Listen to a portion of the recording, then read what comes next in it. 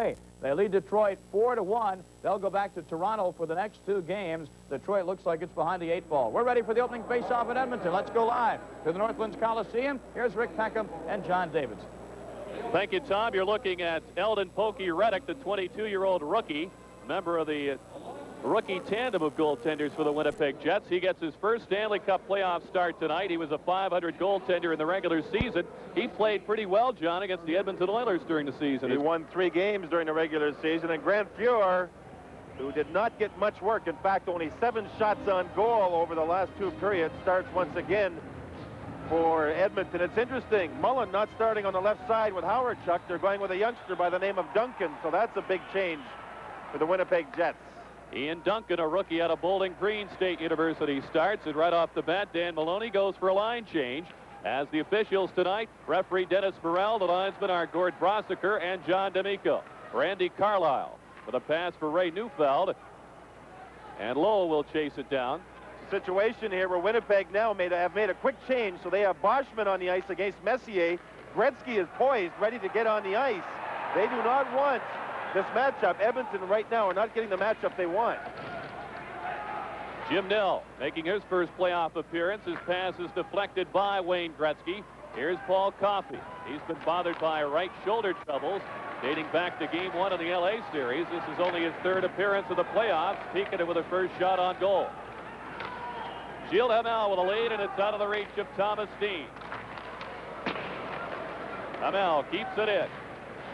Charlie Huddy finds Jari Kurri. He gets it ahead, just out of the reach of Wayne Gretzky. Mario Marois, the veteran defenseman, wins the race for the puck.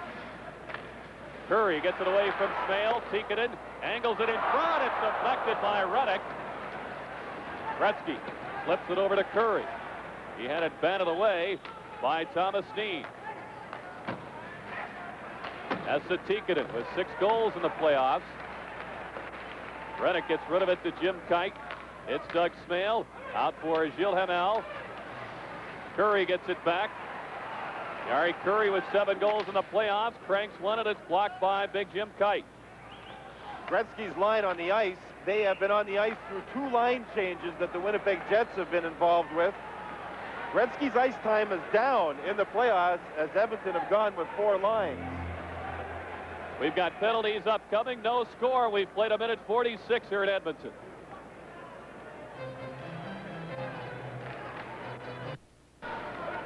Thanks very much, Tom. As here's a shot by Dave Eldon. It's blocked by Steve Smith. A centering pass is deflected by Grant Fuhr. The shot by Frederick Olofsson is just wide. We had matching minors to Jim Kite and Jari Kurri. 2 minutes each for slashing, and that's a situation that the Jets can't be too upset with, John.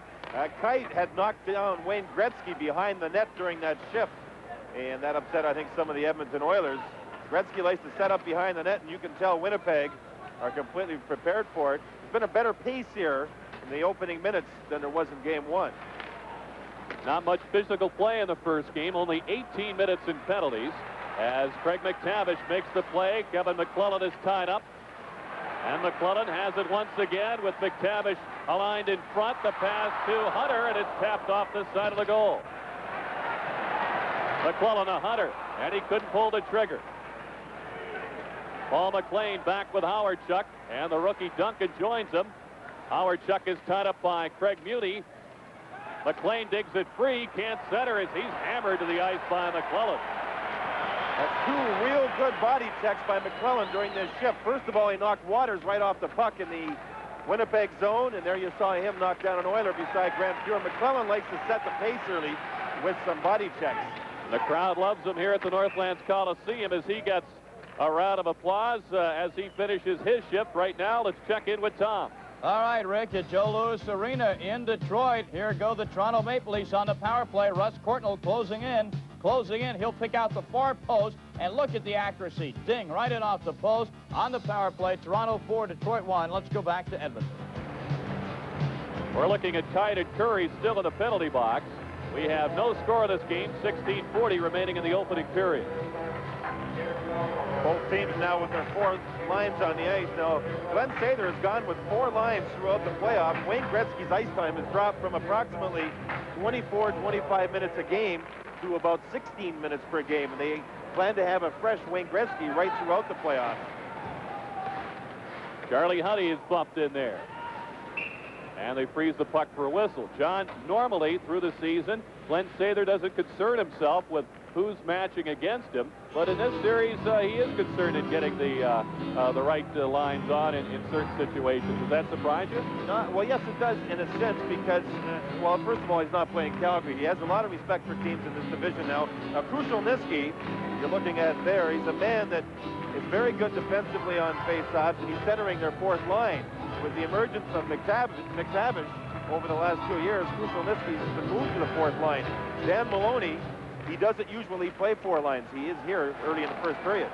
Andrew McBain throws it in front, and Fuhrer was quick to hop on that loose puck before Brian Mullen could reach it.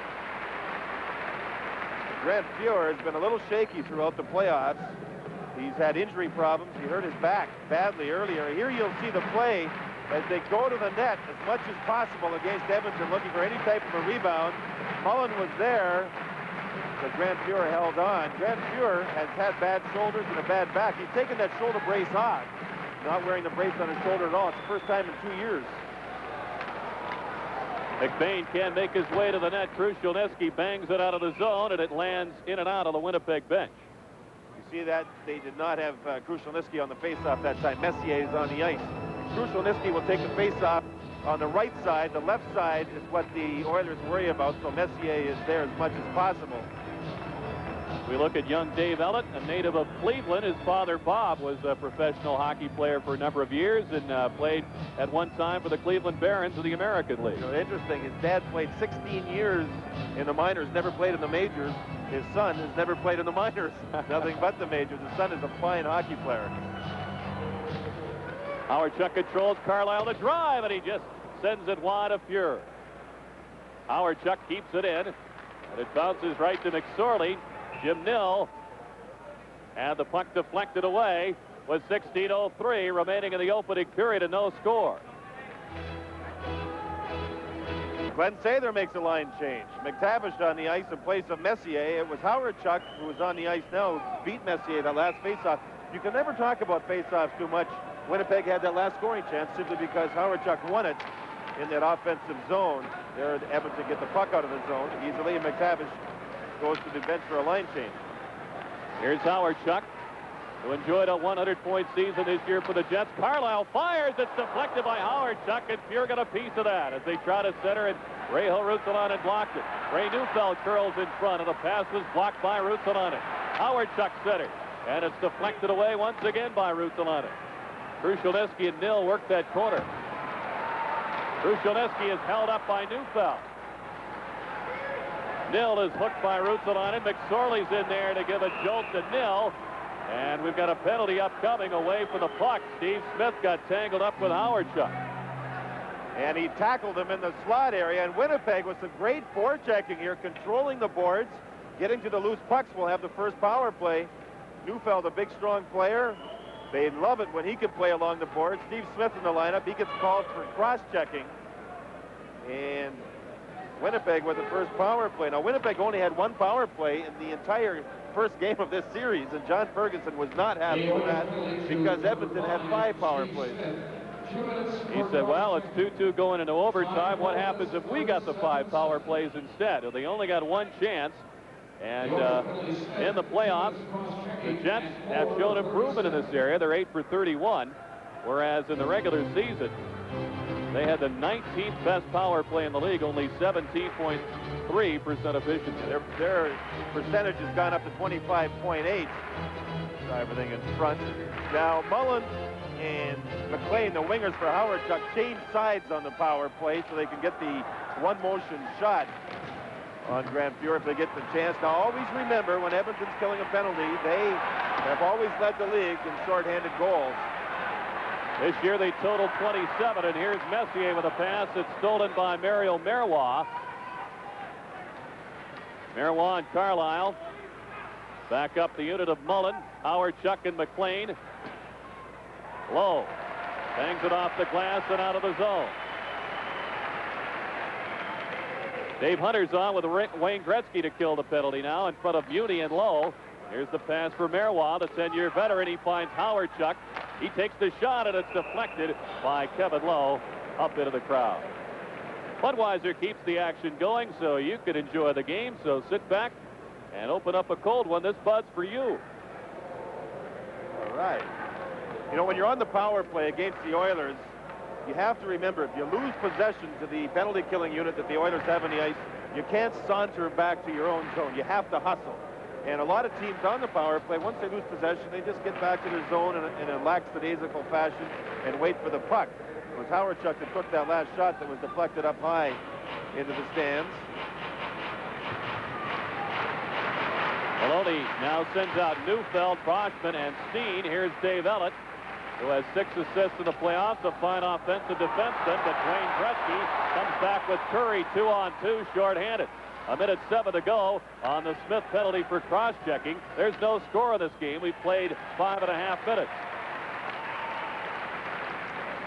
Dave Ellett, who was on the all-rookie team a couple of years ago, on with Fredrik Olofsson, Swedish rookie. Boschman makes his move, and it's dug away by Kevin Lowe. Gretzky's one-on-one with Ellett. He waits for help. Gretzky looked for Curry. He was hooked away from the play, and Dennis Corral will send Olofsson to the penalty box for tripping. Both teams will be short-handed when we come back. There's no score here at the Northlands Coliseum. There was still 41 seconds left on the Winnipeg power play, and Olofsson gets caught in his own zone as Edmonton, with that aggressive penalty killing, forced Olofsson into the minor penalty. It's a tripping call.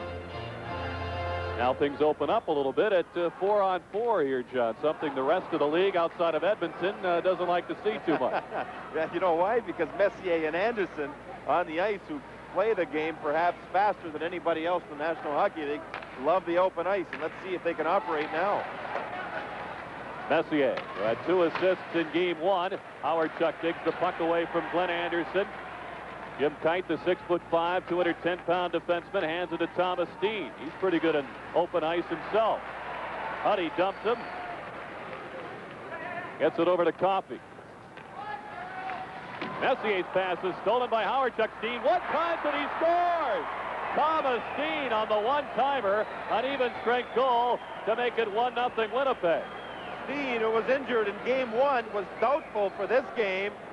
Puts himself into the slot area, takes the pass in a one motion. Howard-Chuck sees Steen. He's a very creative person. Look at that shot. One motion over the shoulder of Grant Fuhr. It was a giveaway by Mark Messier. He gave it to Howard-Chuck. And there you see the man, Charlie Huddy there. He's a screen setup. And Steen with a quick release in Winnipeg gets the first goal of the game. And they like to play a defensive style. Let's see if they go into that shell. They definitely need the lead to play well. They're not a come-from-behind type of club. As the Curry penalty has expired, there's 1:12 remaining on the Olofsson tripping minor. And Edmonton goes in the power play for the first time. And this is a situation where Winnipeg has dominated so far in the series, John. #1 penalty-killing unit all season long because of speed up front, and you're seeing it right now. Veteran Ron Wilson with a shot. It's juggled by Fuhr. He has to play it away to Curry. Here's the pass out for Gretzky. Ruotsalainen takes the 2-line pass, and they'll bring it back. Winnipeg have quick forwards when it comes to penalty killing. Wilson and Smale were on the ice. Carlisle is a left defenseman for Winnipeg, and Edmonton like to go on their offense to the right side of the ice. In other words, they will go after the left defenseman of Winnipeg, and Carlisle is one of the left defensemen. And they will put a lot of pressure on Carlisle, forcing him to turn to the outside. You'll see that as this game moves along. Edmonton in the power play in the playoffs, 8-for-35. Winnipeg has held the key all year long, John. They held Edmonton to 11% efficiency in the regular season series between these clubs. And as you mentioned, they killed all 5 on the other night. Edmonton's power play only 21.7%, and you wonder why it's so low with 2 of the best units you could ever ice for a power play. But maybe too much finesse and not enough work. Okie Reddick certainly hasn't seen too much work here in the early going. Here's Doug Smale. And he'll roll it back to Merwa with only 15 seconds remaining on the Olofsson penalty. It's 1-0 Winnipeg. Steen scores his 3rd from Howard-Chuck. Paul Coffey. He's got Teakin alone. A great stop by Reddick. Gretzky had another try, and it's whistled down. Morrell, the referee, thought Carlisle had the puck. He did not. I'll tell you, when Coffey took the puck down the ice, two defensemen, both Waters and Carlisle, went at the man with a puck, and Tikkanen was wide open in front. And Pokey Reddick, with only a second shot this period, you'll see the pass, two men after him, and there's a wide open Tikkanen, and what a save by Reddick. Right there, the referee thought Carlisle had the puck. He did not, and Pokey Reddick with a big, big save for his hockey club. Well, that's tough. He hasn't played since April the 3rd. When he lost in Vancouver, he carried most of the goaltending load in the regular season, but obviously hasn't played yet in the playoffs, and he gets tested right off the bat there. You know, one thing about his style, though, Rick, is he's a very controlled goaltender. He's not a flashy style. He doesn't flop up and down, bounce around. He's controlled, and that sometimes will help a goaltender if you don't play all that much. He's a very laid-back person as far as his personality goes, too, and that will help him in this situation. 1-0 Jets in front. They're back to full strength, and they've outshot Edmonton 6-2. Here's Paul McLean. He's got Ian Duncan breaking, and the rookie just beat the play across the line for the offside. Tuesday night, it was the Edmonton Oilers who really controlled the tempo early, and despite the fact that the Jets were able to keep them pretty well bottled up, the Jets obviously weren't able to muster too much offense, but tonight the Jets have come out breathing a bit of fire. And that puts pressure on people like Kevin Lowe, one of the better defensive defensemen that the Oilers have. Quite an individual, Kevin Lowe. He's nicknamed Joe by his teammates after Joe Theismann. He's never met a microphone he doesn't like or doesn't like, as Kevin Lowe wants to get into the media business once his playing days are over. Uh-oh, look out. Yeah. He's got a ways to go, though.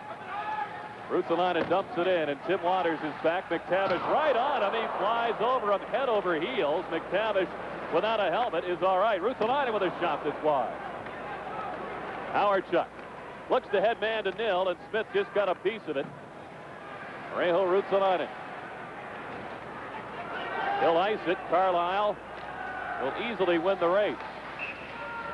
With 11:28 remaining here in the opening period, and now we get a bit of a disagreement brewing between Waters and McClellan. McTavish went in to hit Waters. Waters knew he was coming, and he dropped down, and McTavish does a 360 in the air. There's the loose puck.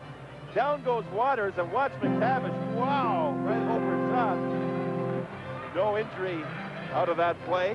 Waters is an individual that irritates the opposition, and on plays like that, that will irritate the Edmonton Oilers. McTavish has had a fine season for this hockey club, his best year ever, as a matter of fact. His skating has improved, I think, Rick, more than anything else, the former Boston Bruin. What happens is when you play with the Edmonton Oilers and practice with them all year long, they practice at a very, very high tempo. And an average skater will automatically become a heck of a lot better, and McTavish has proven that. They say he certainly has played very consistently over the 2 seasons he's been here with the Oilers, as Messier controls that face-off against Howard Chuck. And it's speedy Glenn Anderson cutting out. He looks for Kent Nielsen, and he's checked by McLean. The centering pass in. Reddick just tees it up, and Reddick just got a piece of that. The Edmonton Oilers like their defenseman to join the offense. Smith was in the slot, waiting for the loose puck, and Reddick with a good save at the tempo. You feel it picking up now for the Oilers? And they're held up on the offside of that Winnipeg blue line, and Dan Maloney is standing up on the bench, and he is screaming at Dennis Morrell. When Reddick made that save, Smith either faked the shot or lost control of the puck. Watch Smith right there. He lost control of it, so he had to go to the outside of Reddick, who dropped down quickly and made the save off of his shoulder. But Smith was wide open in the slot. Now Reddick's in trouble because Smith is going to the outside, and that just missed the right goalpost behind Pokey Reddick. When you got a defense against Messier, Nielsen, and Anderson, Steve Smith's the last guy you're looking for in that situation. Line changes are developing here. Now the Jets have 4 forwards on the ice. Dan Maloney will put 4 forwards on the ice, see what Edmonton is going to match them with, and then take one man off, a man that he wants, whether or not he should go after a high-scoring Curry, for instance. And line changes have been a problem, and Dennis Morel, the referee, is going to have to control that. It certainly has allowed Maloney, not only as John mentions, to check the line matchups, but to control the tempo. He wants to slow it down, and it's Hunter who's hammered by Marois, and he lands on the loose puck, and Morel blows the whistle. Now we get Kite pushing and shoving in there with McClellan.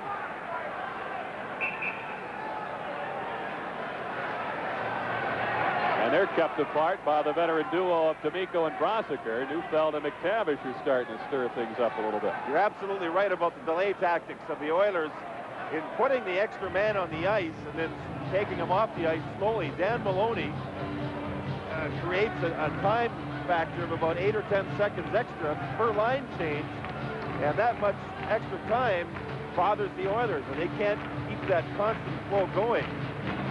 Boy, they just had the flow going right before that offside when all that delay took place on the line change.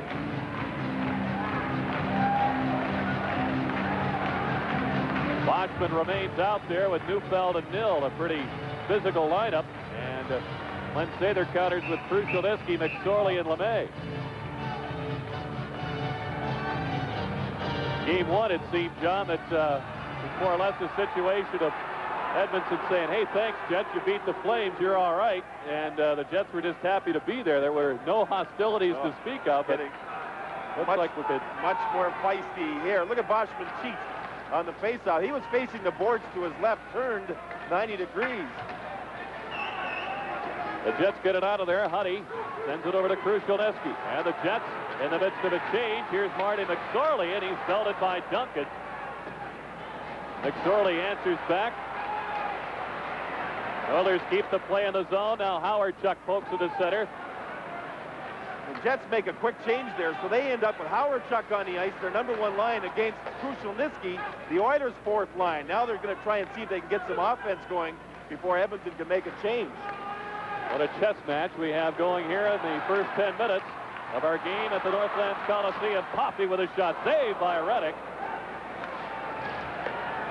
The Jets lead it by the score of 1-0. Paul McLean gets it to Howard Chuck. Here's McLean busting in. He looks for Waters, and it's dug away by Teakin into his back. Veteran Randy Carlyle, 11 years in the NHL, goes to Waters. Now the Oilers will change up. McLean and Teakin got tangled up as they both got involved in the play near the benches. Here's the pass out for Kevin Lowe. Marois moves it quickly out for Gilles Hamel.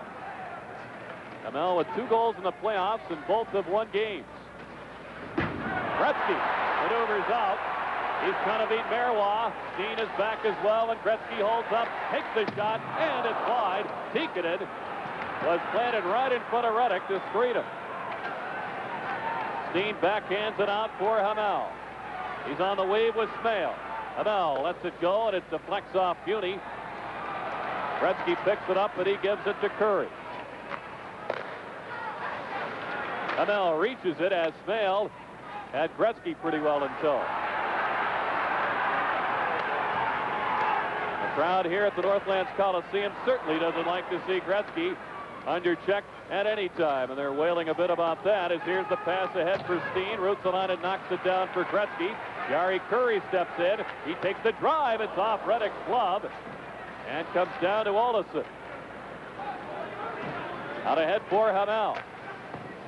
Buer sends off his long drive. Now the Jets will look to complete a change. Ruotsalainen with a lead pass for Anderson. He's onside. He moves around Olofsson, but Ellett clears it.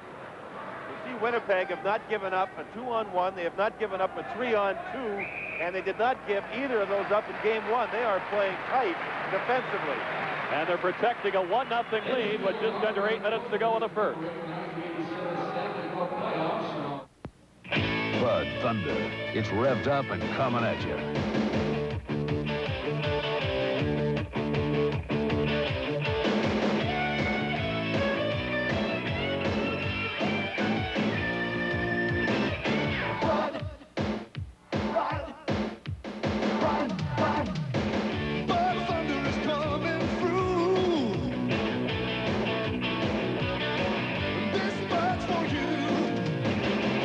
intermission. In fact, the second period just over. Toronto leads the Red Wings 4-1. Let's go back to Rick and John in Edmonton.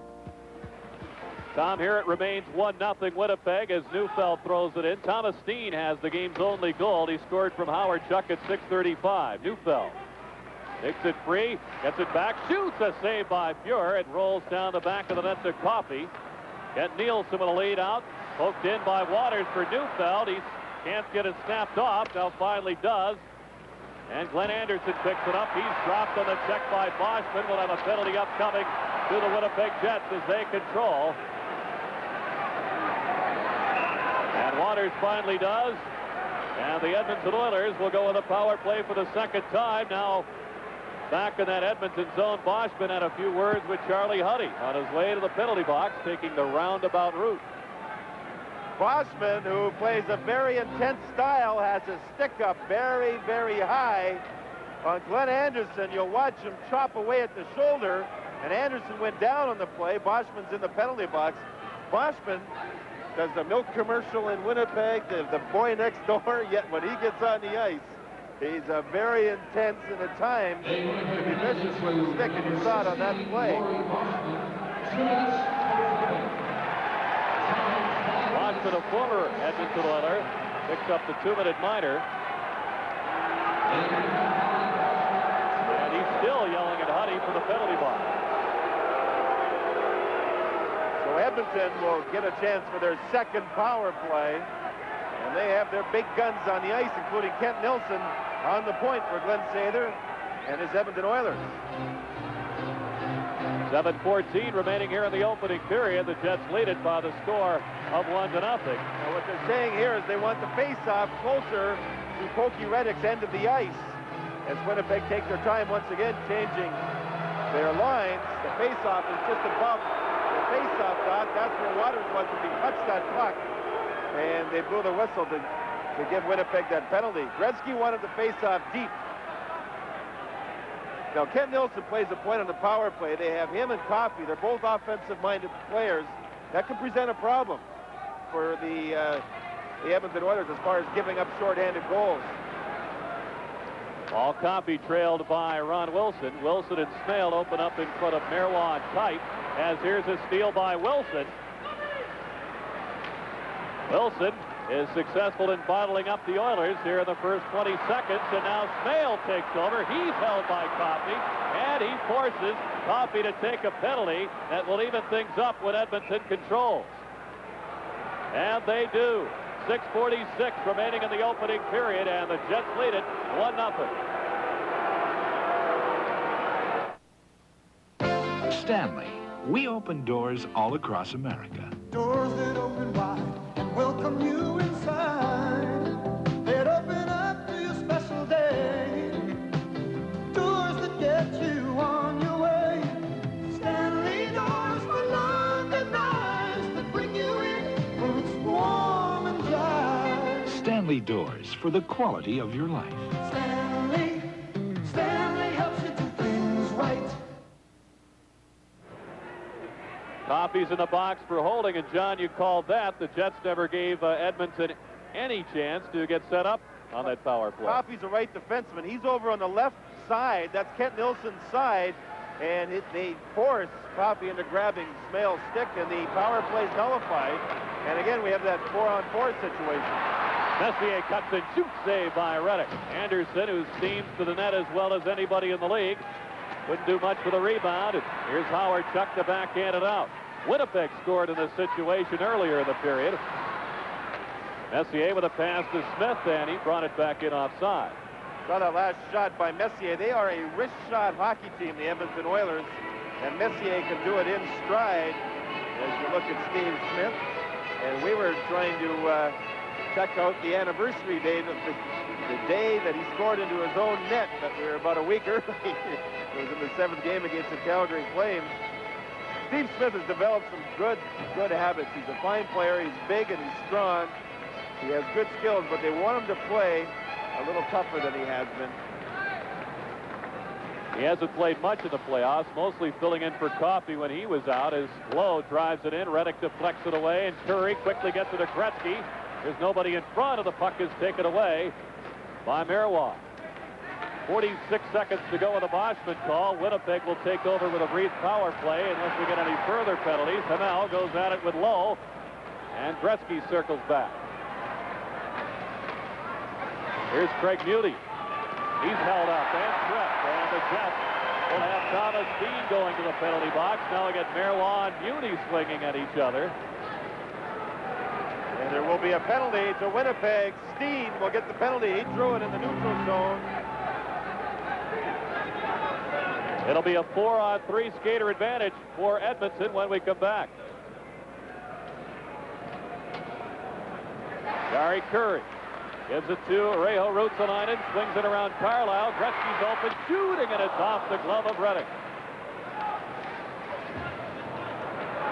Carlisle gains control, and he'll just slap it down the ice as we've got Boschman returning. Both teams at even strength for 20 seconds, and then Edmonton will be in the power play for the third time of the period. They trail 1-0. Here's Charlie Huddy. Takes the shot. Saved by Reddick. And the Jets will move it out with Andrew McBain ahead for Smale.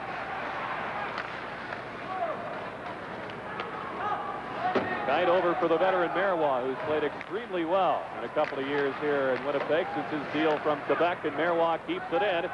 It's now an Edmonton power play for 54 seconds. Smith with a pass, knocked down by McBain. It's the first pass out of your zone when you're on the power play that's very important. It can spring your team out of the zone. There, Smith makes a decent pass, and they come out of the zone. Now Messier gives it away, and that breaks up their flow, but Anderson swings in, and he couldn't get a shot away. Carlisle dumped it. Dennis Burrell let what could have been called a penalty go at the blue line against Edmonton, and then he let that play in front of the net go as Coffey gives it to Messier. He blows around Carlisle, but Carlisle recovers. see everything, Rick, going over the right side to the left of Pokey Reddick. That's where Messier tries to go. And it's Carlisle who's the left defenseman. They're trying to go to him all the time. But he shoots. They score! It was tipped in front just as the penalty expired. In any case, it's 1-1, and now we've got Coffey involved with a Winnipeg player. I believe it's Waters. Absolutely right. Waters and Coffey were all tied up, and they're still trying to get at each other. Edmonton scored the goal. They got the puck back to their defenseman, and there was 4 Oilers parked around Pokey Reddick who did not see it. The puck was deflected up over Reddick's shoulder. Gretzky gets it back to the point. Now everybody goes to the net. There's the man with a shot, Charlie Huddy, and look at the people in front of Pokey Reddick. My goodness, no wonder he couldn't see the puck. There's Anderson in front, Coffey's in front, Gretzky's trying to get there, and there you saw one of the players being knocked, and Coffey got involved. It was Gretzky's magic that sets up, everybody draws towards him. He finds the open man. Now they all go to the net, and Huddy had all kinds of time for that shot. And it ends up being deflected over the left shoulder of Pokey Reddick, and we have a 1-1 hockey game. John, we understand that in their workout yesterday, Edmonton was working on adjusting on the power play to get some success against Winnipeg, and it was that drive to the net and screen the goaltender outlook that they were working on. The thing is, you're not fancy if you feed your point man and go to the net. If your power play is not going well, go back to the basics, and those are the basics, and Edmonton certainly did that play very well. Well, they say it's Huddy's goal, so apparently it was tipped in off a Winnipeg player, or it might have hit Reddick. I think it hit Waters. I think it went off the skate of Waters up over Reddick's left shoulder. So Huddy gets credit for the goal at 16-18. Here's Lowe sending it in to McClellan. Matching penalties to Coffey and Waters. Here's Lowe. The shot is off the pads of Reddick. Howard-Chuck maneuvers back. We're tied at 1 with 3 minutes to go. Frederick Olofsson cuts in, and Fuhr came out to cut down the angle and just got a piece of it. Greg Muty leads it out to Dave Hunter. Here's McTavish. The Jets are back in good shape. The drop pass to Smith and a save by Reddick off the blocker. Mario Marois brings it out. Here sets it up for Roots United. And Maloney wants the line change. He's got Steen out there. Here's Marty McSorley.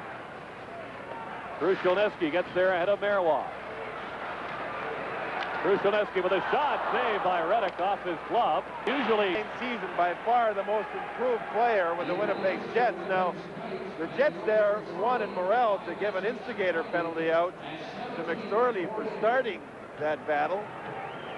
Glenn Sather looks on, but 5 minutes each for fighting, and that's it. Coffey and Waters went off 2 each for roughing, and now the major penalties assessed to Kite and McSorley, and they've been sent to the dressing room. So certainly the tempo of this series is picking up a bit here in Game 2 early on. You see the steely-eyed look of Dan Maloney. Last year, a fine season coaching with Toronto. He took them, the Maple Leafs, that is, to the divisional final and lost to St. Louis in 7 games. One thing he's improved on in his coaching are his quick line changes during play, and you've seen that here in the first period. He's had some pretty good matchups on the ice. Gretzky appealing to Morrell. See, this is, again, the referee has to keep the game going, get the flow into it. We're seeing delays almost every single stoppage of play where people... And most of the delays, John, seem to be centered around where the face-off is going to be and a lot of innocuous stuff. But Washman and McTavish will take this draw as they settle it's going to be in the Winnipeg zone with 2:12 to go in the first period, and the score tied up. McTavish controls. Smith the drive, and it's just wide. Reddick reacted a little late on that. Here's a shot saved by Reddick on the drive by Huddy. It's dug away by Howard Chuck. Marois carries it out.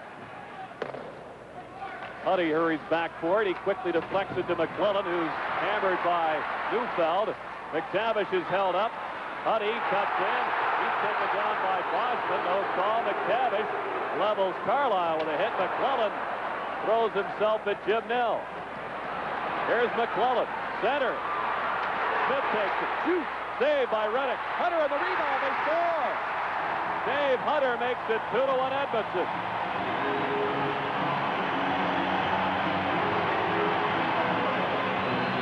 This whole thing started once again to the left of Hokie Reddick. There was 4 Edmonton Oilers in there, and they controlled the puck. And they got it back to Smith in the slot once again. It's a bad rebound here. Hokie Reddick puts it right back in front. Hunter bangs at it, and it deflects in off of Hokie Reddick's right foot. But Edmonton, you see them establish themselves there to the left of Reddick, and now they're controlling the front of the net. The shot's taken, Hunter's being checked, and then he's let go, and there he is. Look at Edmonton converge to the front of Winnipeg's net, and they've scored 2 goals from that area. They're controlling that area and controlling the boards to the left of Reddick. Both of Hunter's playoff goals have come in this series. Here's Glenn Anderson, along with Nielsen, trying to get something organized with 1:20 to go in the period, and Edmonton moving in front 2-1. Ian Duncan is bodied off the play by Lowe. Beauty is hammered by Howard Chuck. Get Nielsen. Gives it to Anderson. Nielsen leaves it for Lowe. Messier with a quick pass, and Anderson was tied up by Olofsson. 1 minute to go, first period. Anderson into Messier. Ellett gets it away from Kent Nielsen. Howard Chuck has 3 men breaking out. Olofsson can't get there ahead of Kevin Lowe. Both teams look to make changes. Ellett deflects the pass and holds up Kent Nielsen. Here's Anderson coming in late. It's kicked right to Frederick Olofsson. Ian Duncan slaps it, but not out. It's kept in. Huddy's shot is on goal. Reddick controls this rebound, and he's got a 3-on-2 with Thomas Steen, Hamel, and Duncan. And it's broken up by Smith. 20 seconds to go in the period. Smith, hooked by Steen. He's got the steal. And Smale couldn't get it on goal as Huddy poked it away. There's a shot and a save by Grant Fuhrer. The try by Marois. 5 seconds to go, and Gretzky will just hang on to it.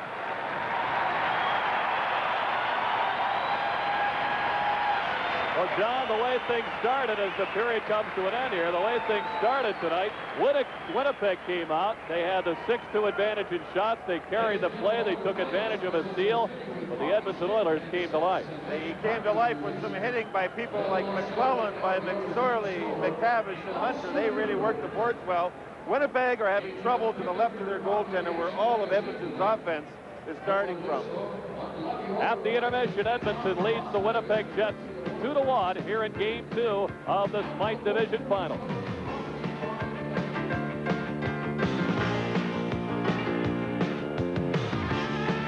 Divisional finals. Let's begin at the Montreal Forum with the Adams Division Final between the Quebec Nordiques and the Montreal Canadiens. We'll pick this one up in the first period. No score. Mats Naslund carrying the puck in. Falls down, but gives a perfect pass to Shane Corson. And a nice save is made here by Mario Gosselin to keep the game scoreless.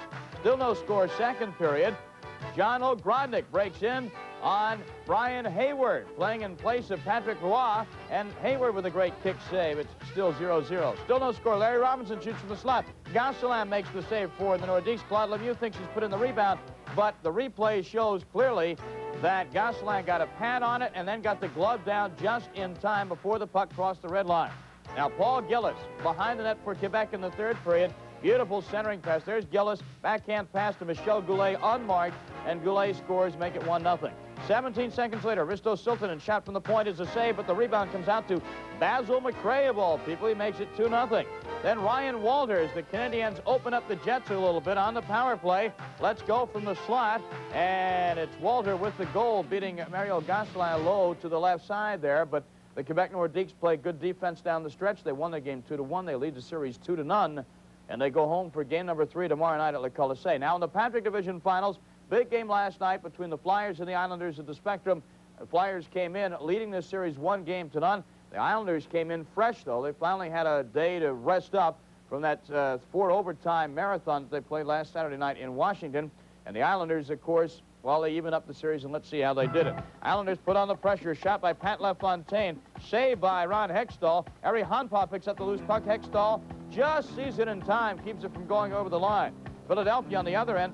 Kelly Eklund, puck handling, tries to shoot over Kelly Rudy in the corner, but it hits the post. Good goaltending on both sides. 7:20 left in the period. Islanders come close. Shot picked up by Greg Gilbert in front. Trottier shoots. The puck slides behind Hextall, but not over the line. Second angle, let's watch it again. Ryan Trottier tries to jam it through, goes across the crease, but doesn't go behind the goal line. Scott Mellenby for the Flyers shoots, saved by Rudy. Lindsey Carson on the rebound, and another poster job. Still no score. Third period. Kelly Eklund from the point shoots. Rudy with a save, but he gives up the rebound here, and Doug Crossman is left to shovel it in. 1-0 Flyers, but the Islanders fight back on a power play just 9 seconds into the man advantage. Pat LaFontaine back to Dennis Potvin, back in the lineup after injury. He scores to tie it at 1. Then after too many men on the ice penalty, 3 seconds in the game, power play goal by Mikko Makela. And the New York Islanders win a big one in Philadelphia, the game they had to win. They win the game 2-1. The series is even. Game number 3 in that series tomorrow night at the Nassau Coliseum on Uniondale, Long Island. And our road to the Cup continues with more from the studio in a moment. After one period in Edmonton, it's the Oilers with 2 goals in the last 4 minutes, leading the Winnipeg Jets 2-1. We'll be back with more in just a moment. Cup tonight, it is the Edmonton Oilers leading the Winnipeg Jets 2-1. Back with more hockey in just a few minutes from Edmonton.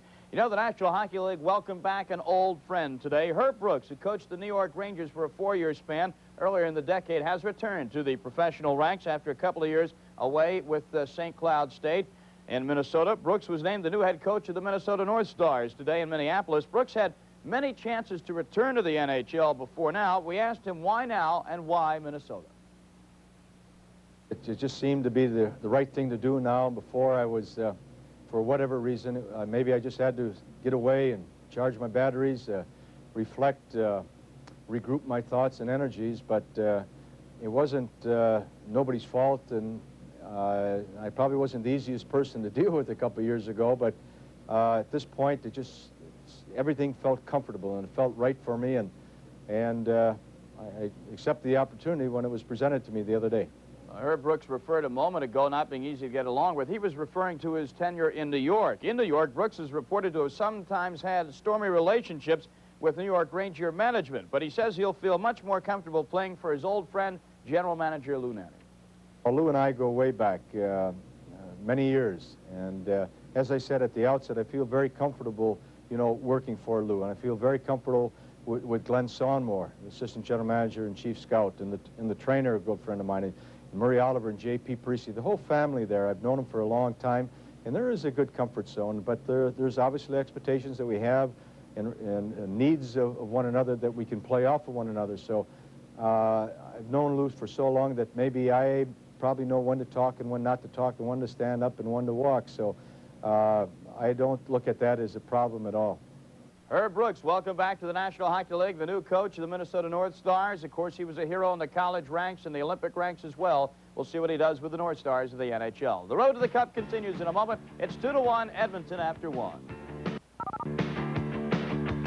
Board now on road to the Cup. It is Edmonton 2 and Winnipeg 1. Meanwhile, at Joe Louis Arena in Detroit, it is a blowout for the Toronto Maple Leafs. Don't adjust your set. The Maple Leafs lead Detroit 5-1. Peter Inachek scored a few moments ago. They're in the third period. The Maple Leafs are going to go up 2-0 and go back to Toronto looking good. Our game, of course, the Jets and the Oilers. Winnipeg got on the board first. In case you tuned in late, let's show you what happened.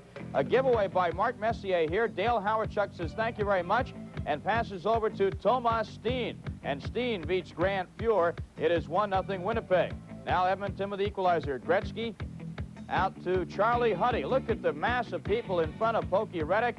They give the goal to Huddy to tie it at 1. And late in the first period, McClellan centering to Steve Smith. Smith in the slot, the defenseman shoots. The save by Reddick, but Dave Hunter comes in and scores as Reddick gave up the rebound in the slot. And it's Edmonton 2 and Winnipeg 1. Edmonton leads this series 1-0. If the Oilers win tonight, they'll be in the driver's seat going back to Edmonton on Saturday, back to Winnipeg on Saturday. And that's it for the Bud Light scoreboard on Road to the Cup. Lead the Winnipeg Jets, and both teams are on the ice at Edmonton getting set for the second period. With that, let's go live back to Northlands Coliseum, where Rick Peckham is standing by with John Davidson. Rick Peckham back with John Davidson here as we get set for the start of second period action at the Northlands Coliseum. And John, it was pretty nice. I think these teams were too nice to each other the other night, but that's not the case from what we saw at the end of the first period. Nasty. I think you've seen a lot more board work. The Edmonton Oilers got their tempo up where they wanted it, especially during the second half of that first period. Then they were able to get in and forecheck and bang Winnipeg around in that Winnipeg zone, and they controlled the boards pretty well. I enjoyed the tempo, and I enjoyed the fact that they basically had their sticks down with a lot of hitting. Reflecting that tough style of play that we saw in the first period, the Edmonton goals have come from unlikely sources, John. Charlie Huddy and a grinder up front, Dave Hunter, while Thomas Steen has the goal for the Winnipeg Jets. We're underway here in the second period as Carlisle throws it into Edmonton territory. Kevin Lowe angles it back down the ice. We'll have an icing called here against the Oilers. With Messier playing against Howardchuk, what Edmonton is trying to do is simply stopping Howardchuk from moving the puck to the wingers. The wingers aren't people you necessarily have to worry about. I'm talking about Mullen and McLean with Howardchuk. Howardchuk is a person that sets them up all the time. So you can keep Howardchuk off of the puck. You're keeping the puck away from Howardchuk's wingers, and that's the reasoning with Glenn Sather as far as having Messier against Howardchuk. Face-offs in that first period, Edmonton won 16 of 25. Gretzky was timed, and he was on the ice 8 minutes and 23 seconds, and that's more than his average during the playoffs. Considerably more than was the case here in Game 1 on Tuesday night. Edmonton outshot the Jets 14-11 in the first period. Grant Fuhr having his goal crease manicured. You know, Grant Fuhr, during a interview or during a story last year in Sports Illustrated, was noted that he is not very organized off the ice as far as business goes. Well, that has changed. Glenn Sather has helped him out, and Grant Fuhr, as far as his business interests go, doing very, very well. And that's good to see because he has more talent, perhaps, than any goaltender in the National Hockey League. Glenn Anderson is set for the face-off along with his line mates Ken Nilsson and a Messier who controls it back to Kevin Lowe. Here's Messier. He's got Anderson busting through there. Back to Messier. Here's Anderson shooting, and he hit the side of the goal centers. And Muni couldn't gather in the bouncing puck. He was staring into an open net. Dave Ellett allows Howard-Chuck to take control. He has a little room. Can't make the play to dunk it. A sprawling low knocked it down. It's kept in by Marois. Muni is wrapped up, and it's backhanded out. Ken Nielsen. That's it ahead to Anderson. Messier couldn't reach it. Reddick keeps it away. Kent Nielsen, who came over in a deal from Minnesota that upset a lot of people here in the Campbell Conference. Not the least of whom, John Ferguson, that he was able to slip to Edmonton. And Cliff Fletcher in Calgary didn't like the idea of the trade either. Ken Nielsen, when he first got here, found out he was playing with Anderson and Messier, two of the fastest skaters in the league, and it said it took him a number of games to be able to set his own tempo up so he could keep up with those two fast skating forwards. Tikkanen blast one and a stick save by Reddick. Here's Gretzky. He's hooked by Carlisle and couldn't reach the puck. Waters can't get it by Ruotsalainen. Gretzky's pass is blocked, and Jim Nill backhands it out. 2-1 Edmonton leading here early in the second period. The Jets have never beaten Edmonton in playoff hockey, and here's Wayne Gretzky. He looks for Reijo Ruotsalainen, backs up, sets it up for Curry, and he was well covered by Waters. Carlisle gets the puck out of trouble.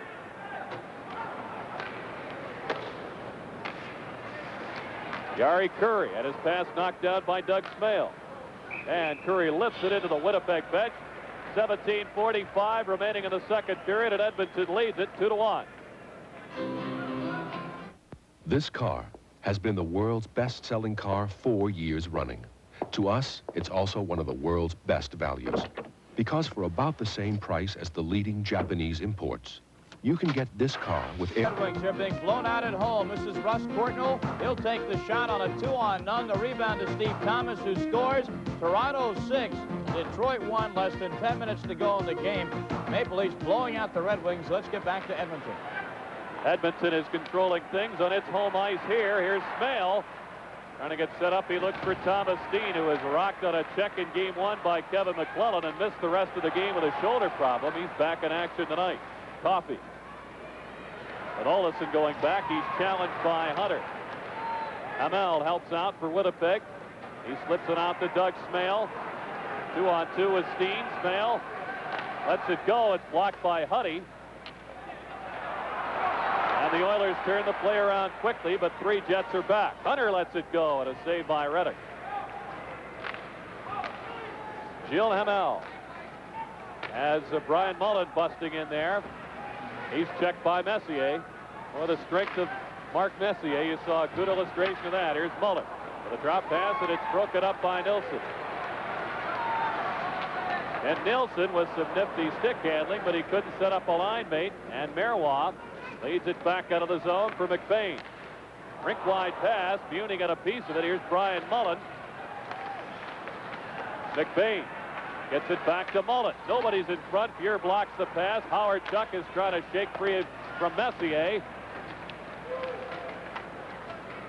Howard-Chuck gets it back. Shoot! Save by Grant Fuhr. McBain in the rebound. Fires into the crease, and it's gloved by Grant Fuhr. Somehow he got a hold of it as Mullen was pulled down in front. Kevin Lowe will be going to the penalty box. Mullen was in front of the net and got knocked down by Lowe, and the holding will be the call. Winnipeg will get a chance on the power play. 2-1, Edmonton leads here in the second.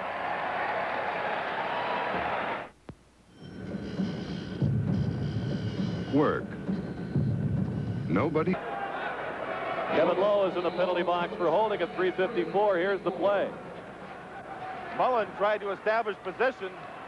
Did not get a rebound because he was laying down. Watch Neufeld work in front of the net if the Jets can develop a power play in the Edmonton zone. Face-off now will go all the way down. Actually, there's going to be a penalty. A holding call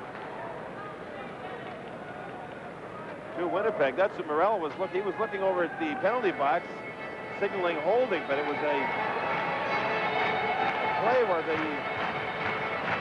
I'm not sure exactly what's going on here. Morrell went to the bench. It's a high stick, and that's why the faceoff is in the Winnipeg bench. But Morrell skated over to the timekeeper and signaled holding, and I don't know why he did that. The off-ice officials working this game are from Calgary. They didn't have to travel too far for this. And the Oilers and Fiddler in the stands trying to get the fans going here, which sometimes tells Calgary's golf game. The fans have enjoyed the fact that the Calgary Flames are no longer in the playoffs. But their off-ice officials are, and apparently their timekeeper had a little problem with Morrell's call earlier. Here's Howard Chuck trying to set up that power play. Paul McLean moved off the puck effectively by Coffey. Huddy gets it out to Hunter, and the Oilers in good shape in killing off the first 35 seconds of this Winnipeg power play. And Carlisle has to turn back. Winnipeg 0 for 1 with a man advantage. They scored the game-opening goal and held the lead for about 10 minutes before the Oilers came to life. And here's Gretzky. He's out there to storm Carlisle. Mario Marois makes the pass to Howard Chuck. The Oilers have, excuse me, Rick, Winnipeg's power play here just dropping right down, slow motion almost. McLean tipped it just wide off the shot by Ellen, and back comes Gretzky. It's the 3-on-2. It's going to be a penalty to McLean as Huddy was chopped by McLean in front of Grant Fuhr. Huddy is laying on the ice trying to get up. He's now up skating it off. But Winnipeg, we're on the power play. McLean takes a bad penalty way back behind the play. Let's say there was a little concern, but Huddy's up. He's okay, and his club leads 2-1. Choosing a life insurance policy can make anyone feel helpless. You're at the mercy of strangers. Paul McLean goes for slashing at 5:12, and each team down a man for 40 seconds. Lowe will be out of the penalty box at that point, and Edmonton will take over with a power play. And Steve Smith will send the Jets back. The Jets have Olesen and Ellett backing up Gilles Hamel with a puck and Thomas Steen. Messier and Anderson work in front of Ruotsalainen and Smith. As there's a poke check by Steve Smith. It's kept in by Ellett. Mark Messier cruises back at a 2-on-2. He's met by Ellett. Smith takes it. Can't thread the needle. Here's Ellett on a 3-on-2 for Winnipeg. Ellett leads it. Thomas Steen. With a wild pass that Gretzky steals. Lead pass for Curry. Curry to Ruotsalainen, and he scores!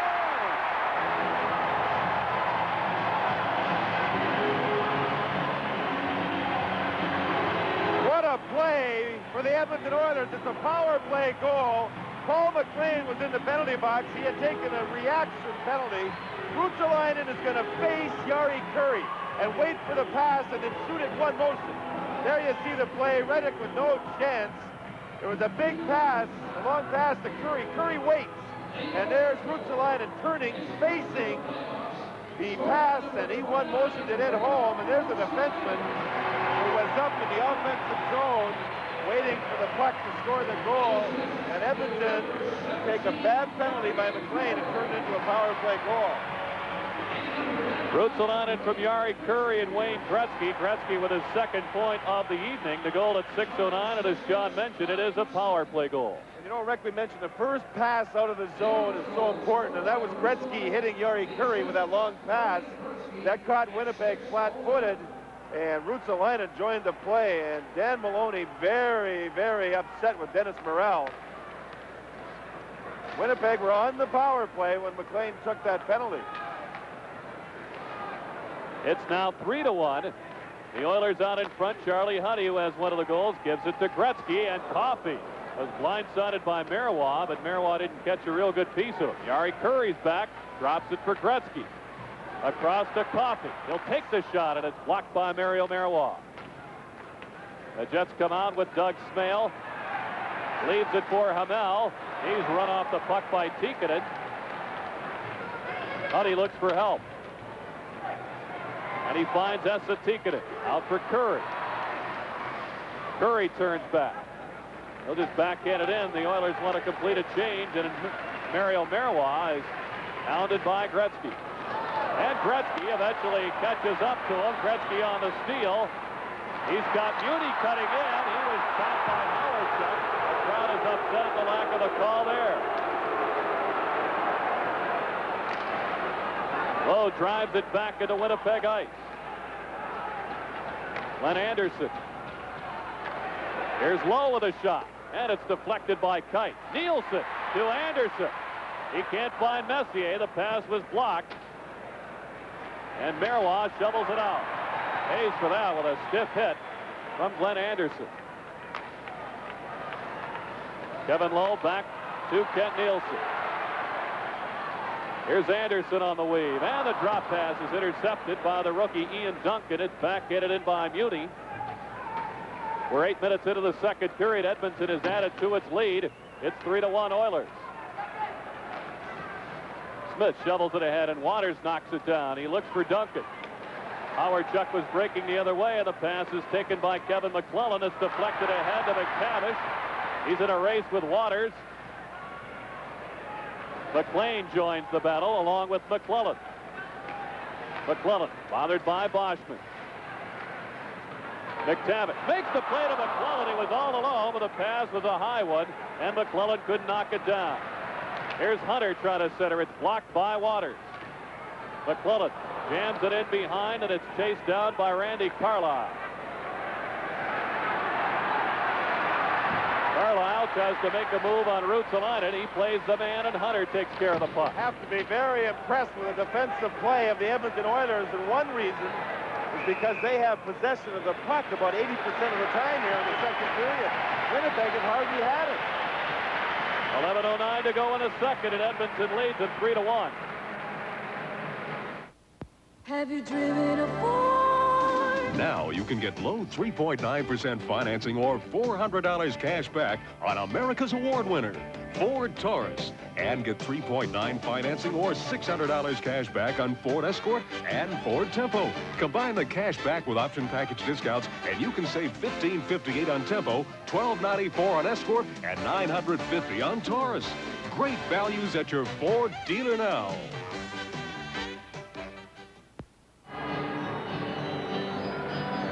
John, as you mentioned, hockey's a game of possession, and it's been all Oilers here. Well, Edmonton believe in forechecking, and they believe in playing in the other team's zone. They've held up very well playing man-on-man defensively, breaking up Winnipeg's offensive thrusts at their own blue line, getting possession and retaining that possession by passing the puck well and spreading out all over the ice. Winnipeg have not had the puck very much here at all in the second period. It's tough to score without the puck. Messier with a lead for McSorley. He cuts in at the angle. The backhander is kicked out by Reddick. He got a shove in the back from McBain, and McSorley just kept roaring to the net. Here's a long drive by Smale that's turned away, and Coffey clears it. It's fired back in offside by Olofsson. See, Winnipeg is taking a long shot there by Smale. That's what they're reduced to doing right now. McSorley with a big offensive play. He outskated McBain and then showed some superior strength and cut to the net, and Reddick had to make a very, very good save. McSorley played junior hockey here in Canada. In fact, he played in Belleville, Ontario. Wayne Gretzky owned the team at the time McSorley was playing junior for him.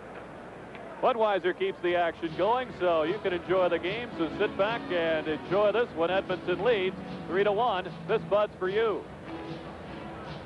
Winnipeg looking to generate some offense, and McTavish is out against Howard Chuck. Howard Chuck working now between Jim Nill, a right-hand shot on left wing, and Neufeld. Howard Chuck has to get a lot more ice time if Winnipeg are going to win this game. They trail by 2. Messier was doing the job on him. Now Maloney's double shifting Dale Howard Chuck, their best player. Kevin McClellan grabs it for the Oilers, takes the drive, and it's gloved by Folke Reddick. Hunter lost control to Neufeld. He sends it out for Nill.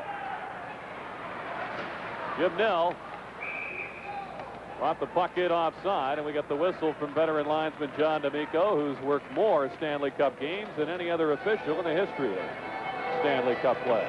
There's Craig Muni, signed as a free agent this past offseason, signed with the Oilers simply because Wayne Gretzky played for the hockey team, and he wanted to have a chance to play with him. He was drafted by Toronto in the first round, number 25th overall in the 1980 draft. It was Toronto's first draft. And Punch Imlach was the general manager, and that was one of the last drafts that Punch Imlach made before he retired from hockey. Uni played only 16 games in the NHL in 4 years with that organization. And he comes here to Edmonton. He was a plus 45 this year. Playing with Kevin Lowe didn't hurt him either. Kevin Lowe is a fine defense partner. And they were on the ice a lot when Gretzky's line was on the ice throughout the regular season. We're halfway through the second period with Edmonton leading 3-1. Tikkanen taken down by Thomas Steen. Hamel in there prying it away, and it comes free to Jari Kurri. Gretzky trying to put it back on Curry's stick. Ruotsalainen races to get there. He feeds Steve Smith. Kurri was checked by Hamel. It's taken by Tikkanen. He's checked by Doug Smale. Kurri has it once again. In for Gretzky. Back out to Ruotsalainen. His shot hit Tikkanen, who was dumped by Doug Smale. Smale starts it out for Winnipeg. He's held up immediately by Jari Kurri, one of the top defensive forwards in the NHL. Carlisle takes the drive, and it's wide of Fuhrer. Well, John, once again, we see a long drive from center, and that's all the Jets have been able to muster so far in the second period. Jets have been unable to get into that Oilers zone. The Oilers aren't giving up 2-on-1s and 3-on-2s. They've really tightened up for the playoffs. You can see they're well prepared for the Jets. McLean beats Brian Mullen. Snaps one off, and it hit Huddy. Mullen is bumped by Messier. Nielsen takes over. He swings away from Howard Chuck. McLean is in there to stalk him. Huddy makes the pass across to Glenn Anderson. He's bumped by Howard Chuck. Ullison did not keep it in, and we got the whistle for the offside. 8:25 remaining here in the second, and Edmonton leads Winnipeg 3-1. Today's small cars are tougher than ever on oil. Their high-compression engines not only rev high, they can run hotter than regular small car engines. Their searing heat can begin to break down an oil immediately. That's why there's Castrol, the only leading motor oil that in every grade provides maximum protection against viscosity and thermal breakdown. So use Castrol before your engine does something to get you heated up. Castrol, engineered for today's smaller cars. The Jets trailing here 3-1 in the second period, looking for their first ever Stanley Cup playoff win against Edmonton.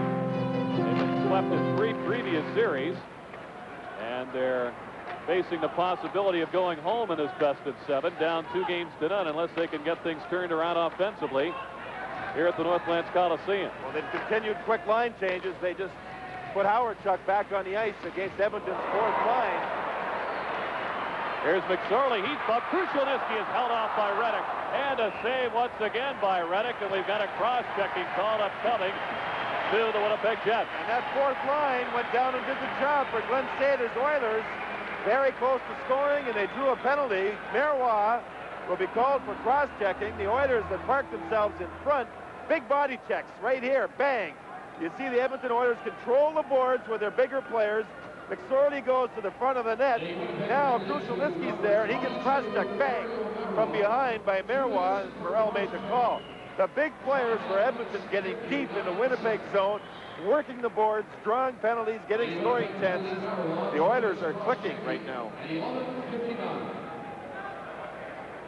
Well, Wayne Gretzky has said throughout the season, hey, we've got to have more than just 2 lines going. They've got to take the pressure off once in a while, the third and fourth lines, and that's certainly been the case here tonight.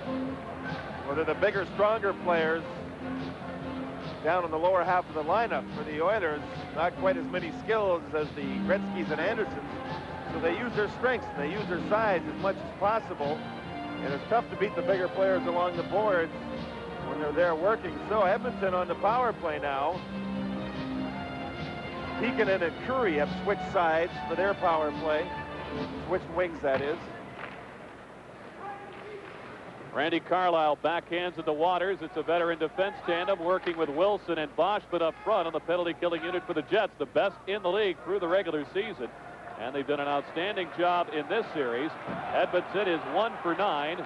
They scored on their last opportunity. against the Jets in the 2 games thus far. Here's Gretzky. He's out with Huddy and Coffey backing up the Gretzky line. Waters slams it by Huddy. Smale races in there. Huddy gets it away, hands it right to Smale. He lost the handle. Curry is bumped by Wilson. Dave Ellett will take the long drive, and it's handled easily by Grant Fuhr. 1:10 remaining in the penalty. Here's the lead for Gretzky, poked away by Carlisle, and the play is offside with a 3-1 lead for Edmonton here. Let's check in with Tom Meade. All right, Rick Beckham, thank you very much. Little consolation for the Detroit Red Wings, but coming up ice are Brent Ashton and Adam Oates. Oates on the left wing here. He'll feed to the cutting Ashton. Acquired in a trade from Quebec, Ashton shoots and scores, but don't be deceived. Toronto is winning it in a walk, 7-2 late in the 3rd period. Let's go back to Edmonton. The Oilers have a minute to go on the power play with Marois in the box for cross-checking. Rookie goaltender Pokey Reddick left it for Carlisle. It's dug away by Messier. In Carlisle trade elbows, Glenn Anderson tries to scoot away from Steen. Kent Nielsen. Back to Ruotsalainen, and the shot went wide as Ruotsalainen didn't get good wood on it. Knight gets it out for Andrew McBain, and the big winger sends the Oilers back with 32 seconds remaining on the Edmonton power play. Gretzky's on with Nielsen and Anderson. Smith and Ruotsalainen are now the Edmonton point men. Anderson back to Ruotsalainen, across to Steve Smith. Smith fires across, and Carlisle knocked it down. He'll send McBain and Wilson back. Ron Wilson shoots, saved by Fuhr as he tested him with that drive.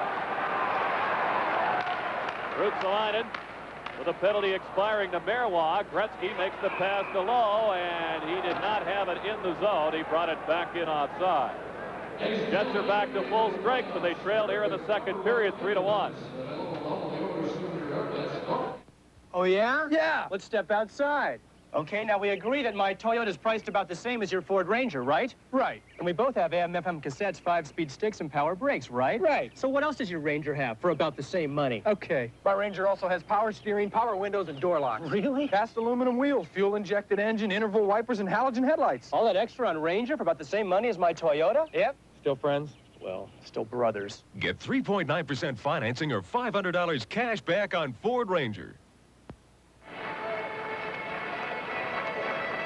John Muckler is one of the coaches with the Edmonton Oilers. He spends his off-season in Providence, Rhode Island. He is also the specialty teams coach, Rick, and he wouldn't be very happy with that last power play that the Oilers had. Winnipeg had the best scoring chance, and that was a 2-on-1, and Wilson took the slap shot. But Edmonton, sometimes with all that talent on the power play, tend to stand still in the offensive zone. Muckler would like a lot more movement and flow from that power play. Dave Ellett gets it back for Winnipeg. He goes to Ian Duncan. Duncan is wrapped up by Hunter. It's taken by McClellan.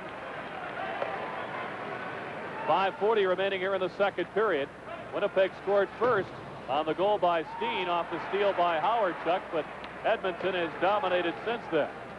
McClellan, normally a center, he's on right wing on this unit with McTavish and Hunter. As McTavish tries it away, Hunter the quick shot save, and Reddick stops McClellan on the rebound. And here comes McLean off to the races against Lowe. The wrist shot is deflected wide. McClellan sends it back out to Krushelewski. Edmonton's 3rd and 4th lines continue their offensive effectiveness. It's thrown in the goal mouth, and Reddick drops it for Kite.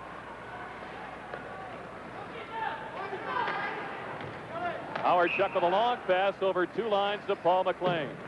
Once again, Rick, it was a offensive chance by Edmonton starting along the boards behind the net. McLean had the last shot that Winnipeg had, and it was a shot, it was a wrist shot. McLean had problems last year with a situation where his muscles in his stomach were pinched and a nerve was pinched, and it caused a problem and a lot of pain. The doctors put a lift in his left shoe, and he worked on the muscles a bit, and it cleared it up.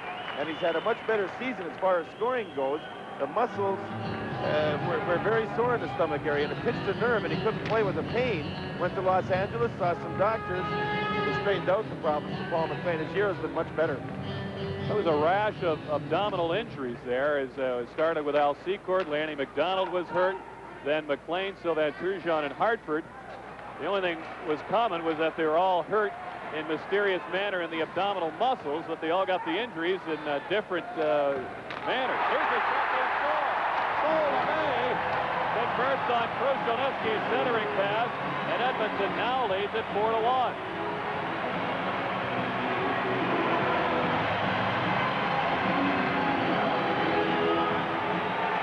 Edmonton have 2 men along the boards and 1 man in front of the net. There's LeMay. He bangs it past Reddick, but that was the work along the boards. We've talked about it a lot. They dump it in, and they go right after Jim Kite. There's the check. The first man, the second man gets a loose puck. And you're going to see LeMay park himself in front. There's the puck, and bang. That's a well-executed forechecking plan by the Oilers. And Rick, those third and fourth lines for the Oilers really doing a job here. Just work, and they're banging people, and they're controlling the puck. And Mo LeMay, who was acquired from Vancouver this past regular season, does the job. Harry Neal used to coach Mo LeMay, and he says he's got great skills. He skates well, shoots the puck well, he's smart. You saw where his position was on that goal, but he does not do it for 60 minutes in a hockey game. Now here, with the Oilers, he's on the fourth line. So a lot of the times, the fourth line will not get as much ice time. That may be better for Mo LeMay. So every time he gets a chance to play, which isn't that often, he can play as well as he can. As the linesmen combine to patch a hole in the ice, LeMay scoring his second goal from Krushelnyski at 15:23. And it has not been Fancy Dan hockey, the wide-open, typical Edmonton style that has worked for them tonight. It's the grinded-out type of hockey that you expect to see in Stanley Cup play that has worked for Edmonton and produced a 4-1 advantage. Here's the pass for Jim Nell. It's poked away by Ruotsalainen, and Mo LeMay sends it back for Krushelnyski. Drop pass, McSorley's well covered. He persists, though. Carlisle has plenty of time. Makes the pass ahead for Boschman. 4:09 to go here in the second period, and Edmonton leads 4-1 as McSorley sends it back into the zone. Waters banks it to Boschman. His pass is blocked by LeMay. The Jets just can't get going. Here's a steal by Smith. Waters holds him up. Messier rushes in there, takes the shot, and it's kicked out by Reddick. He was leaning the other way. That's that wrist shot that Messier has when he's in skating, when he's in the skating motion. Very, very tricky, and goaltenders don't expect it. Mill and Smith now pushing and shoving. Winnipeg have had 5 shots here in the second period, only 1 from inside the top of the circle, and that was a short-handed shot by Wilson. Edmonton have played a very, very smart hockey game. The frustration is beginning to show with Winnipeg. Nil took exception to Ruotsalainen pulling him across the line to force the offside. Wayne Gretzky says, hey, we're in control here 4-1. And that's what started the skirmish between Smith and Nil. Gretzky with a couple of assists. He's up to 192 career playoff points, and he's the all-time leading scorer in Stanley Cup history. Think about Wayne Gretzky winning the scoring championship during the regular seasons. He's won it by 75 points one year, 74 points another year, 73 points, 79 points 3 years ago. Esposito was the scoring race, Phil that is, 5 different times. The largest margin he ever won it by was 26 points. Unbelievable play by Wayne Gretzky year after year. It has not even been close in the last 7 years since he's taken over the scoring championship. And he wasn't even going that well, certainly not up to his high standards at the end of the regular season. So what's he do? He busts out and dazzles the Los Angeles Kings with 15 points in 4 games. Now Curry takes a shot from Kite. They went off for penalties early in the first period. But they battled with each other a number of times throughout this hockey game. Curry bumped into Kite a few seconds ago in the Edmonton zone. This is what has resulted from that check. Kite is frustrated. He is trying to knock Curry down. Now, Curry's a right winger. Kite's a left defenseman. Once again, Edmonton are going a lot to the left side of Winnipeg's defense. And that's Curry and Kite as a matchup a lot throughout the hockey game. With a one-sided score, frustration will set in sometimes, and this may get nasty as the game progresses. 3:18 remaining in the second period as Kite sails the pass by Curry. Smale looks for Gilles Hamel. Back for Big Jim Kite. And he runs at Muni with a stick up. And they're still tangled up as Lowe makes the play out to Curry. Gary Curry drops it. Tikkanen took his eye away from the play, but recovers it for Lowe. Back in front, it's Gretzky. Over to Curry, and he couldn't pull the trigger. You know, Edmonton got out of the zone that time. Kite was trapped in with Muni, so Curry went to that open spot, and Edmonton fed the puck out to that open area and created a goal-scoring chance. Gary Curry is back for the Oilers. Gretzky stays on. His line mates change. His Waters scoops it up. Carlisle gets tangled up with Gretzky behind the play. Here's Hamel. Rink wide to Brian Mullet. He'll take the shot, but over there to block it was Huddy.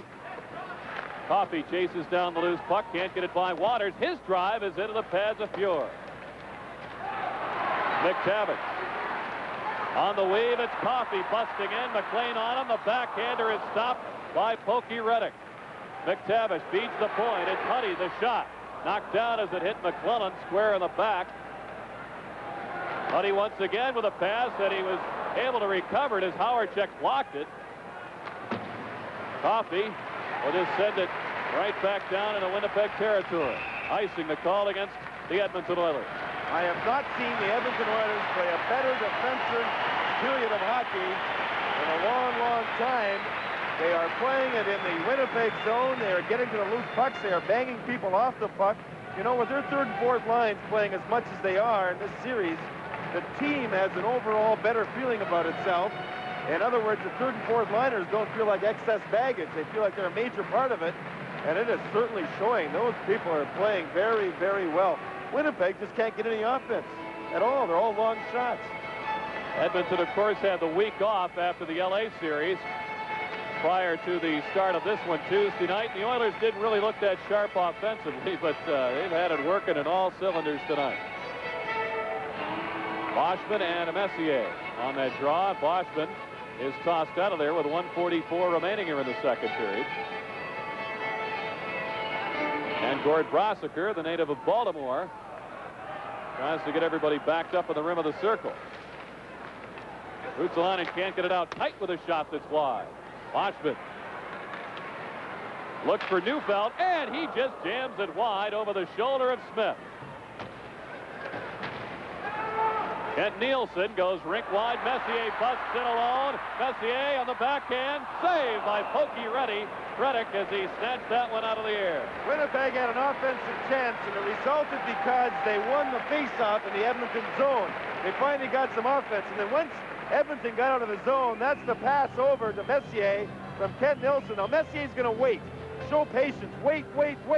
But Reddick got his catching hand across, and Messier could not get the puck up high on Pokey Reddick. Reddick stayed with Messier across the net and made a fine save. Pokey Reddick, who played in the International Hockey League in 84, 85. There were some good goaltenders Rick that played back in the eye in those days. Reddick jumping from the IHL to the NHL this year. What a surprise he was in training camp for Winnipeg, and he had an outstanding season with a 3.24 goals against. Here's Olesen with a long pass in. Duncan sends it across to Ray Neufeld with a minute to go in the second period. The Jets want to get one on the board here. Ellett cuts in. Backhander stopped by Fuhr. The rebound is loose. They score. Neufeld and Ellett were both reaching for it. I think Neufeld got it to cut it to 4-2. There was a delayed penalty coming up to Edmonton when Winnipeg score. They forced the play within the last minute of the period. End up getting a rebound, the first rebound shot they've had this period. You'll see Ellett go to the net, and you'll see Winnipeg converge on Grant Fuhr. And then there's Neufeld, and I believe he popped the puck home behind Reijo Ruotsalainen. Now, Ruotsalainen is a defenseman, ends up back up at the blue line. which in turn leaves an opening in front of the net. Winnipeg went to the net, found themselves a loose puck, and they score late, and this will give them some hope for the third period. Neufeld with his first goal of the playoffs. Ian Duncan and Ellett assist on the goal at 19:04. 45 seconds remaining in the period. It's deflected out by McBain. Racing back, it's Muni. Nill picks it up, and he had Wilson offside. Well, that has quieted the Northlands Coliseum crowd down a bit. They made as much noise tonight as any night this season. When Edmonton picked up Marty McSorley from Pittsburgh, Edmonton really checked the character out of hockey players. They don't just go by the numbers of goals and assists, and they were very happy to find that he's a tough player, he's a team player, and they could use him. And here he's jostling with Nill for a position for the face-off. Morrell, the referee, comes all the way over to have words with McSorley. McSorley's way over on the Winnipeg side of the face-off area. He dropped him with Kite near the end of the first period, and a pretty good bout between those two as Kite is hounded by McSorley. Marois gets it out. Craig Muni is bumped by Ron Wilson. Nill is in there to work the boards with McBain. 15 seconds to go in the period as the Oilers clear it. And McSorley swings by Kite. Krushelnyski takes it with 5 seconds to go. And the Oilers will wait it out. The Winnipeg Jets, John, had the last word scoring-wise in this second period.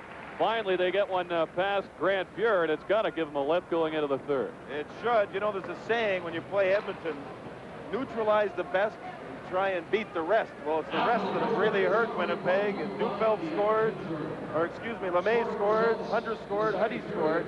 Edmonton are in pretty good shape. Ray Neufeld scored from Ellett and Duncan at 19:04 to bring the Jets back. Edmonton leads here at the second intermission by the count of 4-2.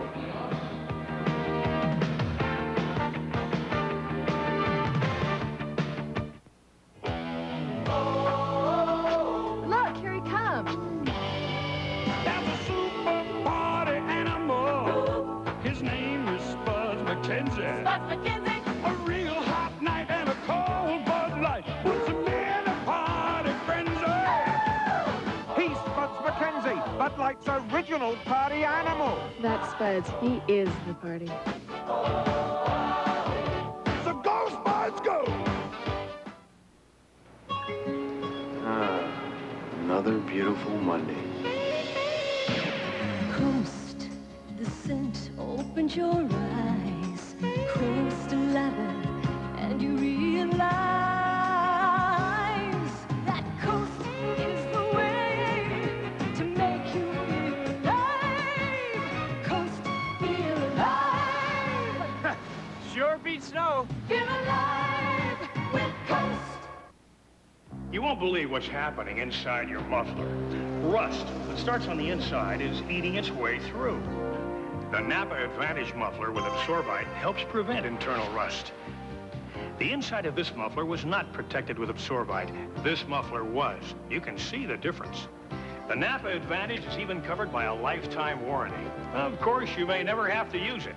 The Napa Advantage. It puts rust at a disadvantage. Available at thousands of Napa outlets. Come get the best of the USA. Come out and play the American way. Las Vegas in every way. It's the American way to play. The quest for the NBA championship begins tonight in 4 different cities. Plus, the New York Knicks apparently have a new head basketball coach. We'll have those stories, the Thursday rundown in baseball, and everything in the world of sports on SportsCenter at 12:30 a.m. Eastern. And welcome back to our Road to the Cup studios, everyone. Hope you're enjoying the game. I'm Tom Mees. Big goal for Winnipeg by Ray Neufeld in the last minute of the period should boost them if they have any shot at all in the third period. Meanwhile, Toronto and Detroit. What in the world has happened to the Detroit Red Wings? The Toronto Maple Leafs are partying tonight. This is what happened in the last 20 seconds of regulation at Joe Louis Arena. Toronto already has a 7-2 lead. The fans have long since left. They came with great anticipation tonight, but it wasn't to be. Kenny Reggett was the first star of this game for the Toronto Maple Leafs, and Detroit has been outscored now 11-4 in 2 games at home. John Brophy, the coach of the Toronto Maple Leafs, has to be ecstatic as you look at the new style of celebrating in the NHL. Let's have a little helmet butt there. Well, you didn't exactly see it too close, but they were butting helmets back and forth. John Brophy has to be very, very excited as the Maple Leafs go back now to Maple Leaf Gardens for games 3 and 4 this Saturday and Monday, knowing that if they win those 2 games, they won't have to go back to Joe Louis Arena. Toronto Maple Leafs leading the series now 2-0. Jacques Demers and the Detroit Red Wings had to go back to the assembly line and retool, or their season will be over in just a few days. Our road to the Cup continues. After 2 in Edmonton, the Oilers lead it 4-2.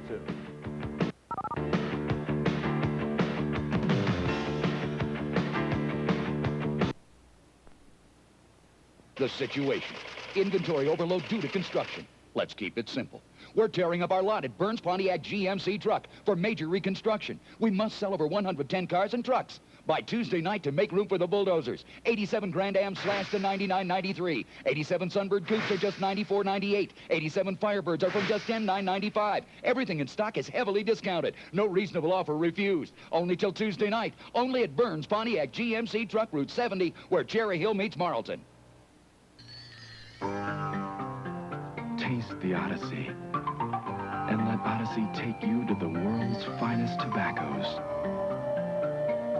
to distant, faraway lands, calm breezes rich with adventure, tastes never before experienced. Taste the Odyssey and let Odyssey take you. Taste the Odyssey and take the adventure. For a free pouch offer, call 1-800-22-POUCH. You'd no more settle for a flake in your hair than a spot on your tie. You passed the test, you're good grooming, has the look of success. Your head and shoulders above the rest. One flake can mean dandruff. Regular shampoos may rinse flakes, but Head & Shoulders protection goes to the source to help stop flakes. And that's doing it right. Your head and shoulders above the rest. Coming this fall to ESPN. The best of the NFL. From preseason contests to 8 Sunday night clashes and the season finale Pro Bowl, you'll see it all live on ESPN. From start to finish this year, pro football duels here on the exclusive cable home of the NFL, ESPN. Along the road to the Cup, the Edmonton Oilers in charge, although Winnipeg got a late goal in that second period from Neufeld. It's still Edmonton 4, Winnipeg 2 as the 2 teams rest up between the second and third periods. Let's go back live to the Northlands Coliseum now. Rick Peckham and John Davidson standing by. Guys, I got to ask you, with the new format in the first round where they went to 7 games, everybody speculated, including me, that we'd have less upsets in the first round. Last year, 3 of the 4 division champs out of there in the first round. This year, 2 of the 4 division champs out of there. What in the world is happening, Rick and John? I don't know, Tom. That's a difficult question to answer. I think maybe one answer might be, John and Tom, is the accent on defensive hockey again. It's brought certainly Detroit and Toronto up to respectability, and they've played well by it. Maybe that helps to even things out. Goaltending. Pay those goaltenders more money. The teams that are doing well have had real hot goaltending. Quebec knocked off Hartford, and there was some splendid goaltending with Goslin. You look at the Islanders, how well they're doing. Kelly Rudy's been sensational. Goaltending, pay them more money. And that could hold you in on the road as well, Tom, including tonight's victory by the Maple Leafs there at Joe Louis Arena.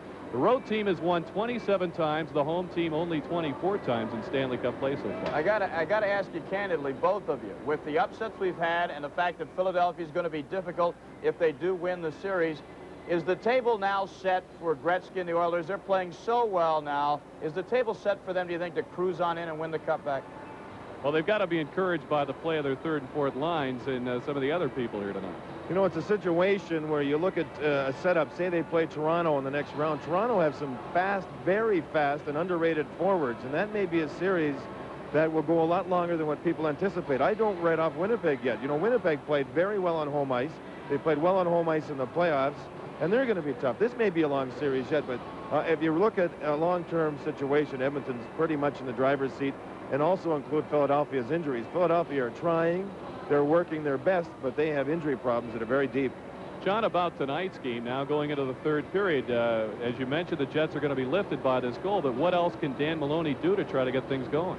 Edmonton are dumping the puck in, and they are knocking Winnipeg off the puck in that Winnipeg zone deep. The forwards for Winnipeg have got to help their defensemen out by holding up some of those attacking Edmonton forwards. Give them some time to at least get the puck, turn around and face the play so they can move the puck out.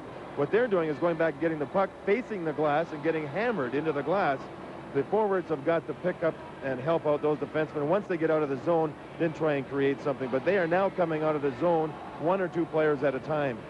Tom, it's going to be an interesting scoring summary if things hold in this one. People will open the paper. Who knows, Edmonton certainly would expect to hold on here, but they're going to see Huddy, Ruotsalainen scoring, Mo LeMay with a goal, Dave Hunter with a goal. Where's Gretzky and Curry in this? They're going to open up the paper and say one word. Who are these guys? All right, get a rest. We'll be back to the Northlands Coliseum in Edmonton in just a moment. After two periods, it is 4-2, the Oilers over the Jets. And we'll be back as the road to the Cup continues with a Prudential scoreboard. Don't miss that. We'll be right back in a moment.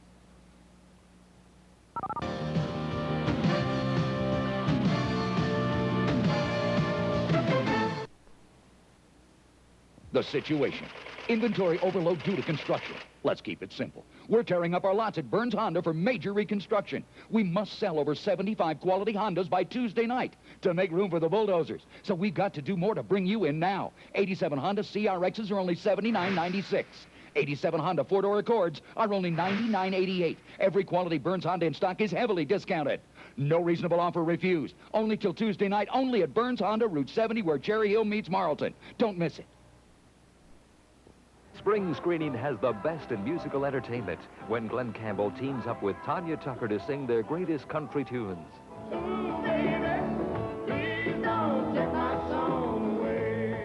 Then Harry Chapin will captivate you with his best remembered stories through song.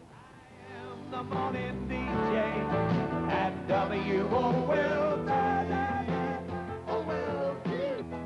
And she said, NYT. Watch an NHL game. You feel it.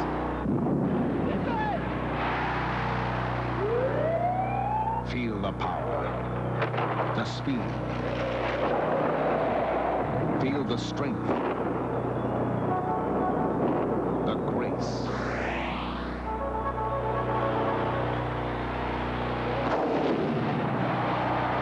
The magic.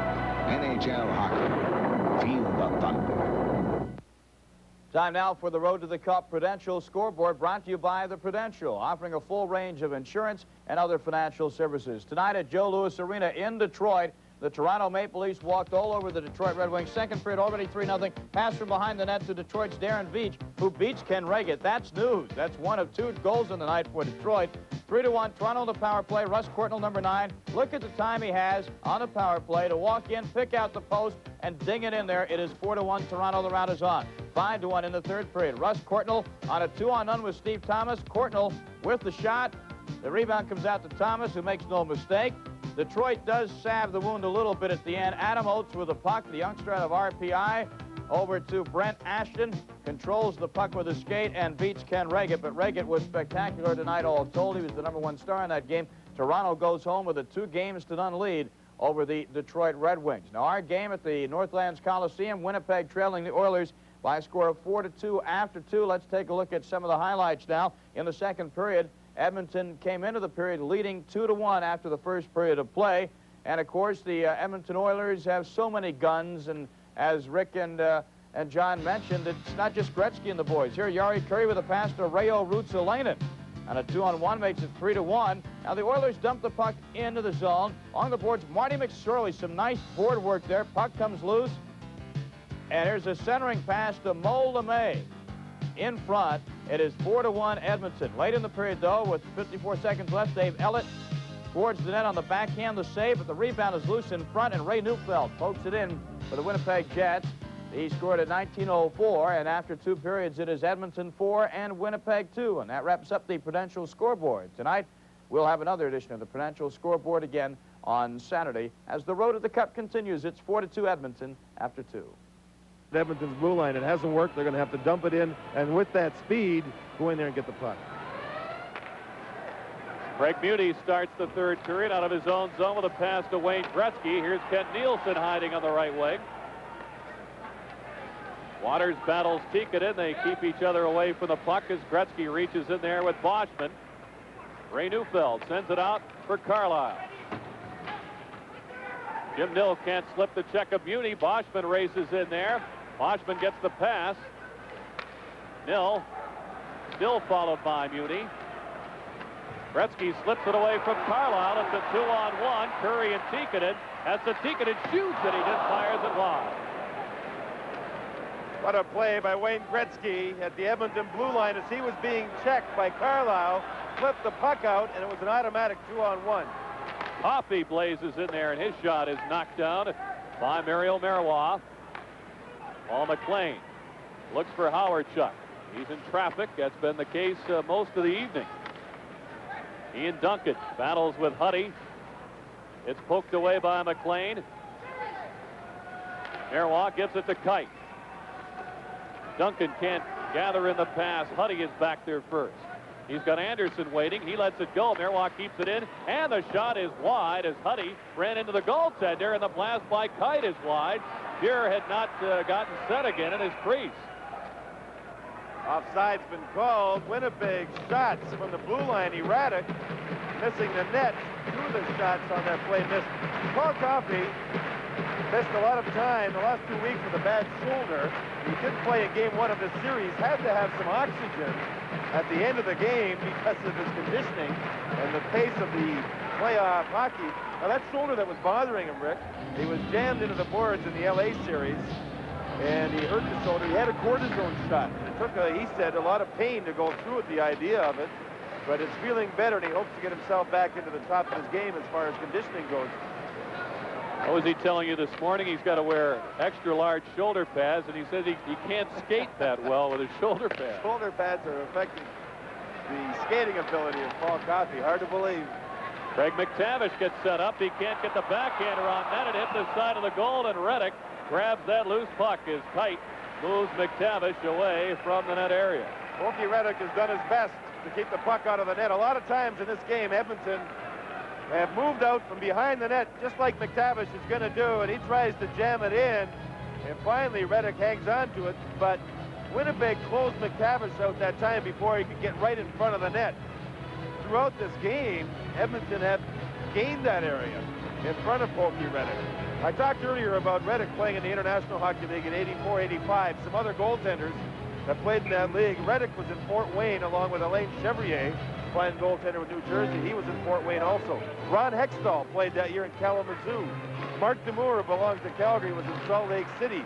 Rick Hines played in Peoria, Illinois. Some fine young goaltenders developed out of the International Hockey League. And that's been the case through the years. Case in point, Bob Froese of the Rangers. Absolutely. Is Saginaw, is that what? I think so. Here's Smith. Across to Rutsalanic. And the play's offside. 17:37 remaining here in the third period, and Edmonton leads Winnipeg 4-2.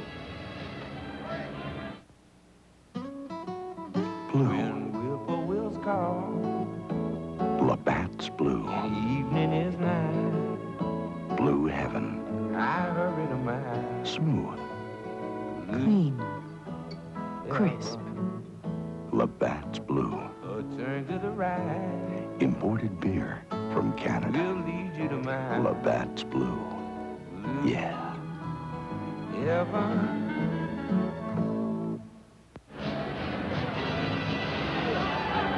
Dan Maloney has Dale Howard-Chuck, his 100-point scorer, back on the ice, with Brian Mullen and Andrew McBain taking a turn on right wing. You know, Howard-Chuck, you mentioned 100 points There was only 7 players in the league this year to reach the 100-point mark. A year ago, there was 13. Scoring was down this year, especially on the power play. Hellett wins the race ahead of McTavish, and Mullen chops it ahead. Howardchuk races in, takes the shot, and he sails it over the shoulder of Grant Fuhr. Olesen in for the point, bounces it in front and low, directs it off the glass and out. Brian Mullen. Here's the pass for Howardchuk. The Winnipeg captain, as McBain, cutting in. His shot is deflected in among the 17,468 on hand here at the Northlands Coliseum. McBain had a serious knee injury last year. He only played 28 games. 7 months he went to rehabilitation, and he's had a fine year this season. In fact, he's developed into what type of a player they had expected. He's been used a lot, penalty killing with the Jets this year, and as we had mentioned in this broadcast, the Jets #1 in the league for penalty killing. McBain, a former #1 pick by the Jets in his 4th year, and he's had some of his best games against Edmonton when he's been healthy. He's really been bothered by injuries through his short NHL career. Tim Waters back for the puck. Huddy chips it out of the zone, and Waters has to head back. He's got Krushelnyski speeding it after him. Tight with a pass for McLean. He couldn't get behind Coffey. And Paul Coffey gathers it in. He looks for some room to roam. He got his signals crossed with McSorley. Waters kicks it free, and it's shoveled out by Steen. Paul Coffey with a pass for Krushelnyski. The Oilers lead by 2 goals, 16:20 to go here in the 3rd period as Pokey Reddick plays it to Waters. It's taken back by Ruotsalainen. The former Ranger gives it to Curry, and the play's whistled offside. As Kite gives Curry a buff, they renew acquaintances once again. There's a little message there from Jim Kite. He's been against Curry a lot in this hockey game. There's Reijo Ruotsalainen, played this year in Switzerland. I talked to him this morning and asked Ruotsalainen if he's going to go back next year to play in Europe, and he said he didn't think so. And I think he likes it here in Edmonton. He likes the fact that Glenn Sather gives them a free rein offensively. And Sather now checking things out. Kite has been mixed up with Jari Curry. But Ruotsalainen has a chance of playing a full year next year with Edmonton. Ruotsalainen talked also about, Rick, the fact that the smaller ice surface in North America has affected his play somewhat, because in Europe, where the ice surface is much larger, you don't get hit as much. And he's been bumped a little bit here in North America. Smith races in for the puck. Merwag barely keeps control with the help of Reddick. The pass comes to Curry.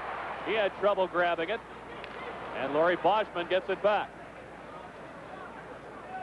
Boschman, a former Edmonton Oiler, stick handles through. Ruotsalainen gets the poke check in there. Neufeld backhands it in front. It's taken by Smith. Native of Scotland, couldn't get it by Carlisle. Tikkanen grabs it. Here comes trouble for Winnipeg as Gretzky flips it to Curry, and he missed on the connection with Tikkanen. Beauty with a shot that's deflected away. Boschman back to Neufeld. Randy Carlisle, a former Norris Trophy winner with the Pittsburgh Penguins back in '81, will go to the bench in a line change. Smale storms in there. The little guy at 5'9", 170, working to try to get that puck for Winnipeg. Curry bangs it off the boards, but not out. Hamel back to Smale, and he was checked by Craig Muni. Here comes number 99. Great move as he gypsy doodles around Gilles Hamel. Hellett chops it back. It's a 2-on-1. Gilles Hamel takes the shot, and a diving low blocked it. Gretzky gathers it in. Some dazzling passing displays here by Gretzky and company. Nielsen is checked by Hellett. Brian Mullen sends it back to center. The accuracy of the Oilers when they pass the puck around, their percentage is so much higher than almost any other team in the league. Glenn Anderson steams in front, and Reddick freezes the puck against the side of the net. 14-13 left in the 3rd, and Edmonton leads here in Game 2 of the Smythe Division Final.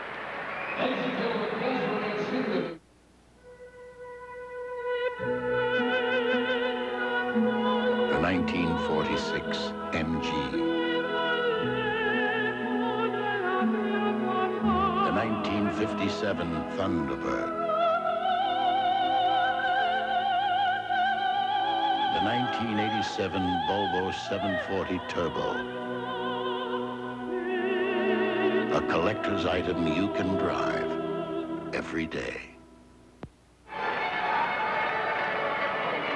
You see a lot of blue shirts on the ice, and that is because the Winnipeg Jets tried the tactic of putting some extra people out to see what the matchup was going to be. Wayne Gretzky, who bends over at his waist and likes to put the puck out in front of him and dipsy-doodle and draw people to him before he dumps it off. He'll draw two men to him all the time and then find the open man with the pass. And he can pass as well on his backhand as he can on the forehand. Just a great player. He's so imaginative. It's wonderful to watch. The man is simply amazing. Marois sends it back around to Howard Chuck. Huddy contains the play for Hunter. He gets away from Marois. Hunter has Coffey cutting in, and the pass bounced off his stick. Kite controls it for the Jets. We're 6 minutes into the third. And Hunter, one of the Edmonton goal scorers tonight, shows some speed to get away from Brian Mullen. Paul McLean gets it back to Mullen. Mullen drives it on goal. It's gloved by Grant Fuhr. Rugged Kevin McClellan plays it back to Coffey. Reddick tees it up for Tim Waters.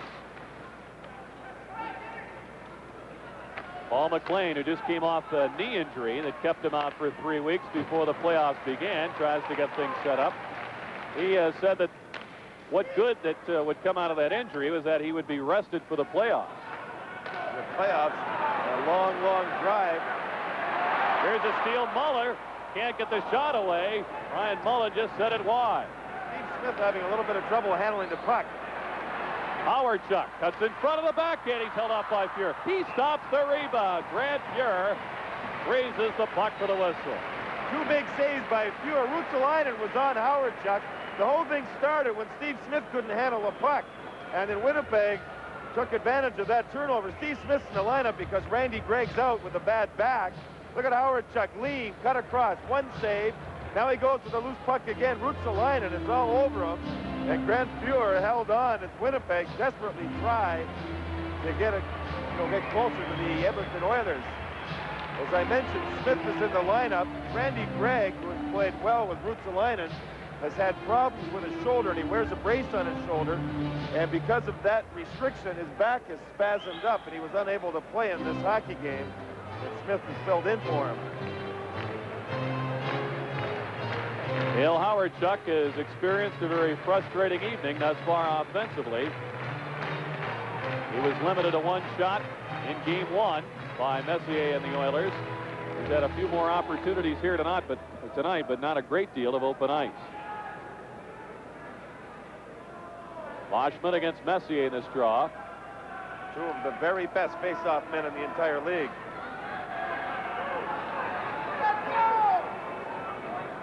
Now they're jostling for position, and Morella skated into the face-off circle. Winnipeg have to establish position, and then Edmonton, since they're the home team, can move over and get the final stance. Boschman trying to out-muscle Messier. That didn't work. Krushelnyski can't get it out, but Messier is hooked by Boschman, and Winnipeg will take a penalty. Murray Boschman will go for hooking, and the Oilers will have the power play as well as a 4-2 lead when we come back. Blue. When whippoorwills call, Labatt's blue. evening is nigh. Blue heaven. I hurry to my Smooth. Clean. Crisp. Labatt's blue. a turn to the right. Imported beer from Canada. We'll lead you to my Labatt's blue. Yeah. heaven. In case you're tuning in late, be advised that the Toronto Maple Leafs have beaten the Red Wings in Detroit again 7-2. The Leafs go home for the next two games at Maple Leaf Gardens, leading that series 2-0. Let's go back to Edmonton. Ken Reggett just starring in goal for Toronto. Rick, imagine if Toronto wins that series, they go into the semifinals, and Harold Ballard won't let any media into the locker room. Won't that be a lot of fun? A great time in Toronto. Huddy gives it to Messier as the Oilers are on their 6th power play. They're 1 of 5 so far this evening. Here's Kent Nielsen. He's got Coffey busting in. Marois blocked the pass. Reddick makes a save. Wilson chops it down the ice, and Doug Smale, the quick left winger, speeds in for it from the sharp angle. He forces Fuhr to make a stop. Messier, who enjoyed his 3rd 100-point season this year. Coffey and Huddy back up the power play up front. Nielsen has Anderson busting it alone. Glenn Anderson is hooked. He scores!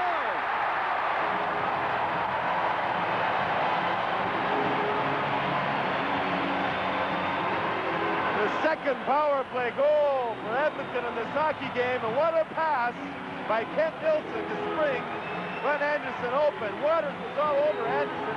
What's the balance? There's the hook. He keeps his balance and shuffles it into Pokey Reddick, and the puck trickles over the goal line. Kent Nielsen with a pass out of the Edmonton zone. Watch that, right on the money. It's not 2 lines. Now Anderson slows down, and there you see the hook. Well, what a play and what a pass pattern. And that just shows you what fine, accurate passing can do with a hockey club. Nielsen and Huddy assist at Anderson 7. There's Tikkanen, and the backhander is kicked out by Reddick. 5-2, Edmonton leads their 2nd 3-goal advantage of the game, and their 2nd power play goal of the hockey game, and it comes at 8:09 as the puck is cleared into the Edmonton bench area. 11:31 remaining here in the 3rd, and the Oilers have the lead of 5-2.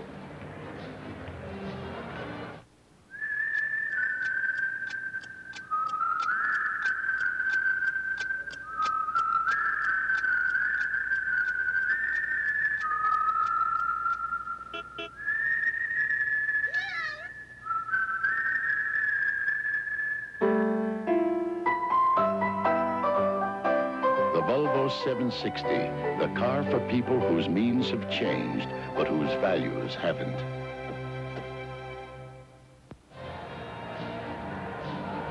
Penalties have certainly hurt Winnipeg in this hockey game. Edmonton with 2 power play goals, and you think about McLean, the 1 power play goal, McLean took the penalty in the offensive zone. That last power play goal, it was Boschman taking the penalty between the blue lines, the neutral zone. Not good penalties to take it all. The Oilers have broken free on the power play tonight. Gary Curry speeds through, waits, and a great glove save by Pokey Reddick. Long passes by the Edmonton Oilers. Accurate long passes. That time Tikkanen hits Curry. Curry didn't have a chance to go to the outside. He's a right-handed shot on the left side of the ice, and bang. Look at Tikkanen. He sees Curry, and what a fine pass this is. It's onside. See how Curry develops a better angle, stops, and then shoots. And Pokey Reddick with a fine glove save on Curry. There's the pass. Now Curry cuts to the middle to increase his shooting angle, and there's the save. Edmonton are deadly with those long passes. Pokey Reddick signed as a free agent out of the Western Hockey League before he has spent a couple of years in the IHL, as John has chronicled for you, and he has faced it from everybody here tonight in that Edmonton lineup. Bill Ranford was the backup for Pokey Reddick. Ranford had a fine season playing in Boston for the Bruins. Don't look now, John, but the wave has arrived here in Edmonton. About 2 years too late for my liking. Carlisle with a pass to McLean. He's got Howard Chuck busting in on the off wing. Howard Chuck shoots. Saved by Fuhr. And we've got a penalty upcoming to Edmonton as Messier reluctantly touches the puck. McLean, I think, was spilled in front, and Winnipeg will get a power play opportunity, though the Jets trail by 3 goals. Blue. Whippoorwills call. Labatt's blue. Evening is nigh. Blue heaven. I hurry to my Smooth. Clean crisp. Labatt's Blue. A turn to the right. Imported beer from Canada. Will lead you to my Labatt's Blue. Yeah. heaven.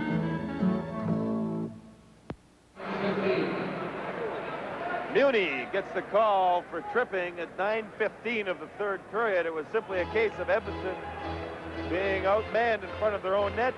Winnipeg went to the net, and Edmonton took the penalty. The Jets have missed on 2 partial power play opportunities earlier in the game. Here's Mario Marois with a pass back to McLean. He deflects it over to Howard Chuck. Out to Carlisle. McLean looks for Howard Chuck cruising through. Saved by Fuhr, and he plops in that rebound.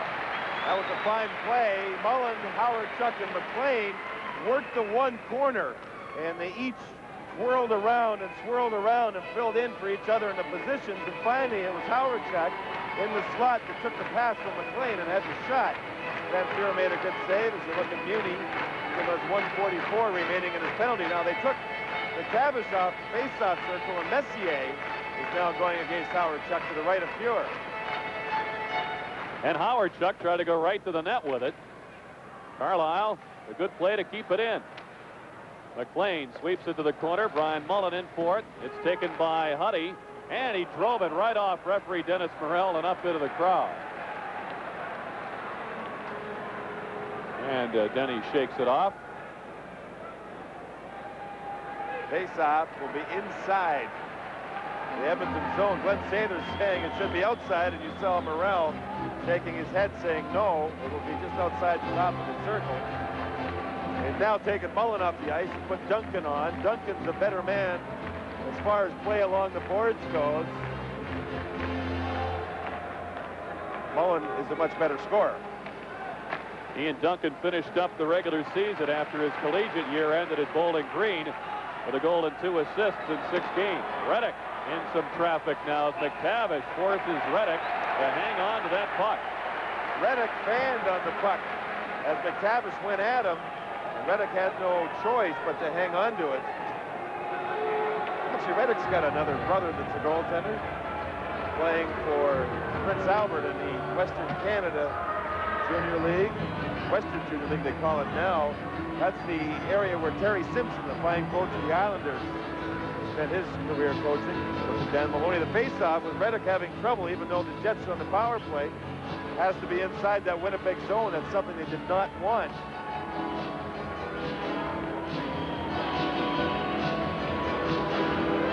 Dave Ellett readies himself as we look at Hunter wearing the battle scars of playoff hockey, and he's contributed a goal tonight for Edmonton.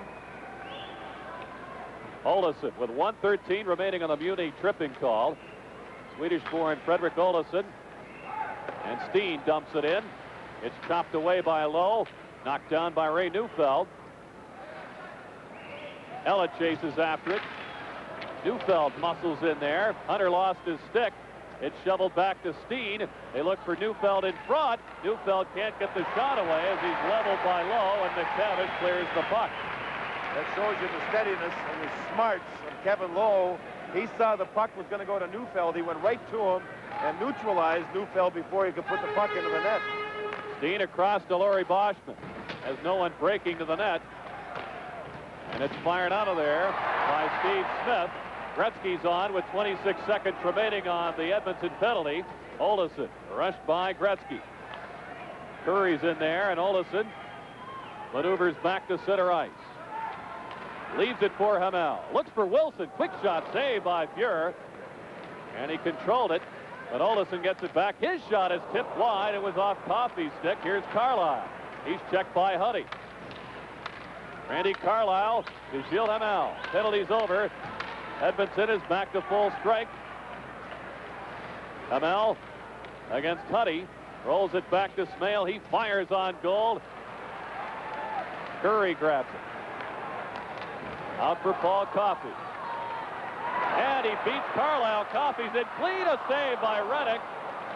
Gretzky gets a hold of the rebound, but it's recovered by Marois. That's what we talked about earlier, Rick. How the Oilers love to go to the outside of Randy Carlisle. Curry couldn't gather in the pass. and Merwa. Say though, when Coffey gets ahead of steam up like that, I don't know what defense is going to nullify Coffey on a play like that. The only one that did was Pokey Reddick with another good save. Under 8 minutes remaining in the third period. Ruotsalainen couldn't sneak his way through the defense. Smith breaks his stick on the shot. It's tipped wide by LeMay. Duncan sends it ahead to Howardchuk. And he barely avoided the hip check by McSorley. The puck comes back to McSorley. He drops it for Krushelnyski. Krushelnyski and Duncan contest for it. It comes back to LeMay, and his shot is off the pads of Reddick. And they freeze the puck for the whistle. 7:20 to go in the third. Edmonton has a 3-goal lead at 5-2.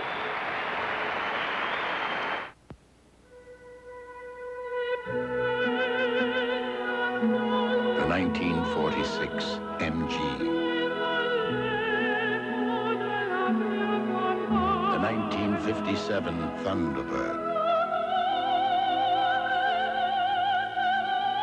The 1987 Volvo 740 Turbo.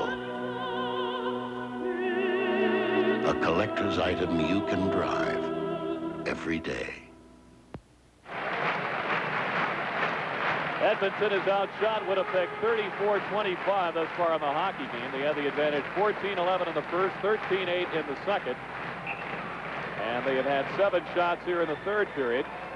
Jets have come back with 6 of their own, but Howardchuk's 2 tries there in front on Fuhrer are probably the best they've been able to muster. McTavish gets it to McClellan. He's bumped by Kite. Muni keeps it in. It dribbles to Dave Hunter. McTavish helps out for Edmonton. Poked away by Boschman. Now away for the puck. We've got Nil and McClellan squared off. Shadow boxing. There we go. And Nil goes with that left hand, and so does Kevin McClellan. Some devastating punches by both right off the bat. McClellan is left-handed. Nil coming back pretty good. Wow. Nil's had all kinds of problems with injuries this year too, Rick, and McClellan starting to tee off. Now the linesmen jump in when they see that one man had the upper hand. The linesmen do a good job to break it up. Started away from the play. 5-2 game. Just wanted to get after each other. Boys will be boys. McClellan and Nil go to the penalty box here in the third period with the Oilers leading 5-2.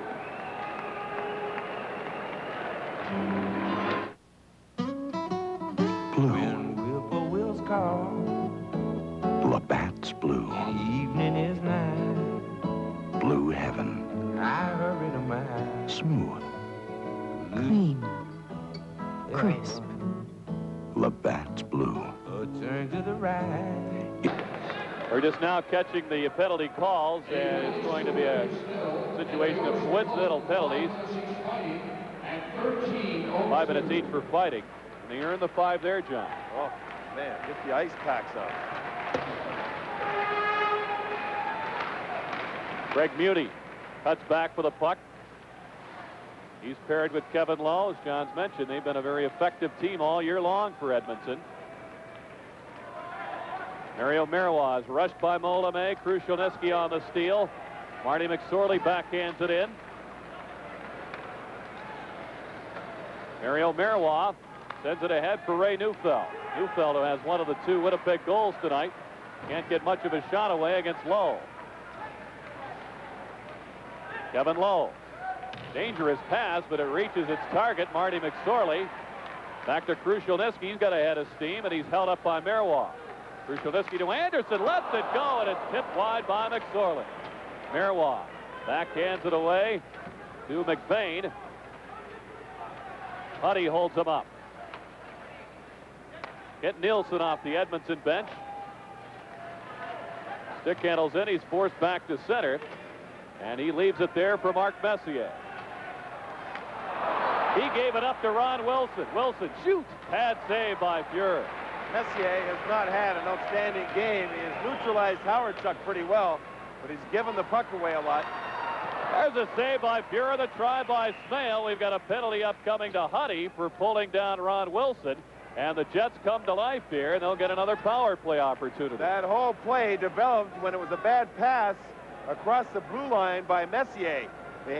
Winnipeg developed a scoring chance from it, and they also made Charlie Huddy take a minor penalty. So Winnipeg will get another chance on their power play to get back into this hockey game. There's 5:31 remaining in the third period, and the Jets trail by 3. Number 22, Charlie Huddy, 2 minutes for holding. Holding is the call to Huddy. Right in front of the net. He went right at Wilson and dragged Wilson down to the ice surface.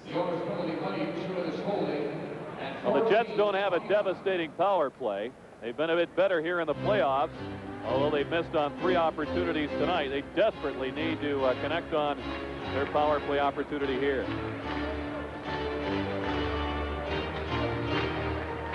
Check that. This is their 5th opportunity of the evening. As Lowe can't get it out. Marois looks for Howardchuk. It bounces to him. A save by Fuhrer on the shot by Dale Howardchuk.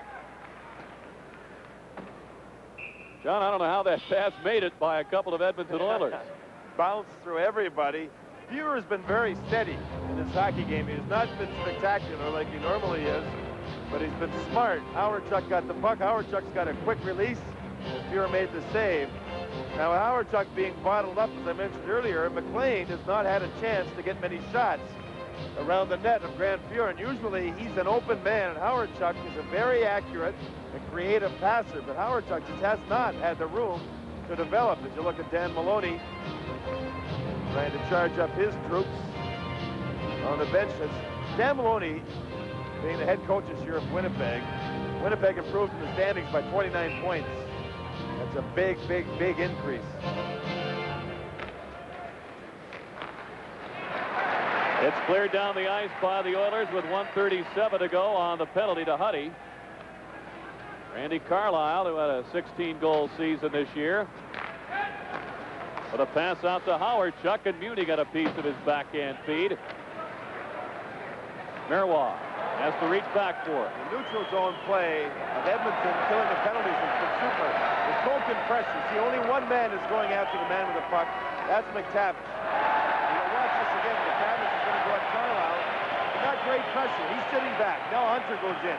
But between the blue lines, they're stacking it up pretty well. Winnipeg finally have to dump it in on their power play. Ian Duncan trying to play it back to the point, and it's taken by McTavish. He's surrounded by blue shirts. Takes his shot, and it's wide of Pokey Reddick. We've got 45 seconds left on the Winnipeg power play. Here comes Howardchuk. He's got Steen, and his shot is blocked, and the rebound try is smothered by Muni. He got them both. Muni had to learn a lot from Kevin Lowe. Kevin Lowe, one of the best shot blockers in the league,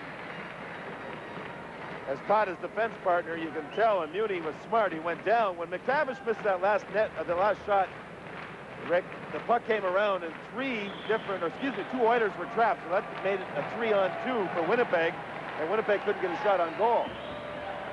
Penalty killing by McTavish and Dave Hunter was excellent.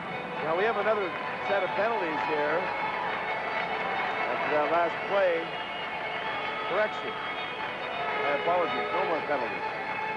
I think they had to clean up pieces from a broken stick, and they deposited the stick over near the Edmonton penalty box, where Charlie Huddy is residing for another 37 seconds, and there's another dig at Calgary. And Neil and McClellan are still in the penalty box serving their 5-minute majors. From the draw, it's controlled by Messier and cleared down the ice by Muni. 4 minutes to go here in the third period. Edmonton is protecting a 3-goal lead. Olesen sends it out for Laurie Boschman. Ellett in for the point. Can't sneak it in there to Neufeld. It's chopped away. Olesen covers up across to Boschman. He scores! Laurie Boschman just turned and fired, and the power play goal has cut the Edmonton lead to 5-3.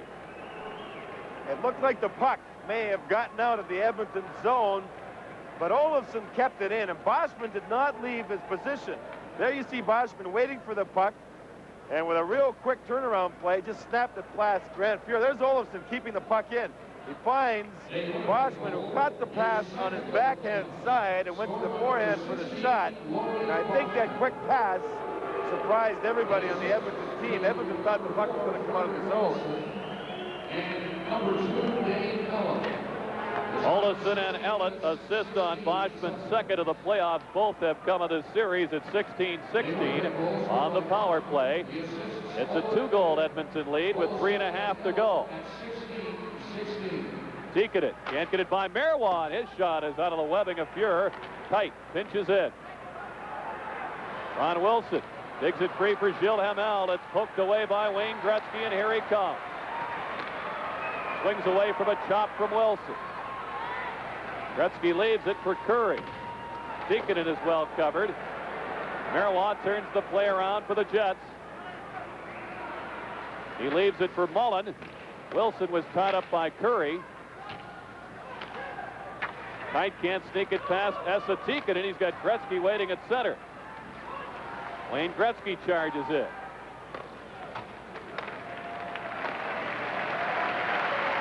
Ron Wilson gives it to Olofsson. And they're shut off once again in the neutral zone. Here comes Smith. He's content to just push it back into Winnipeg territory. Paul McLean has been held silent tonight. Hands it away to Marty McSorley. McSorley left alone.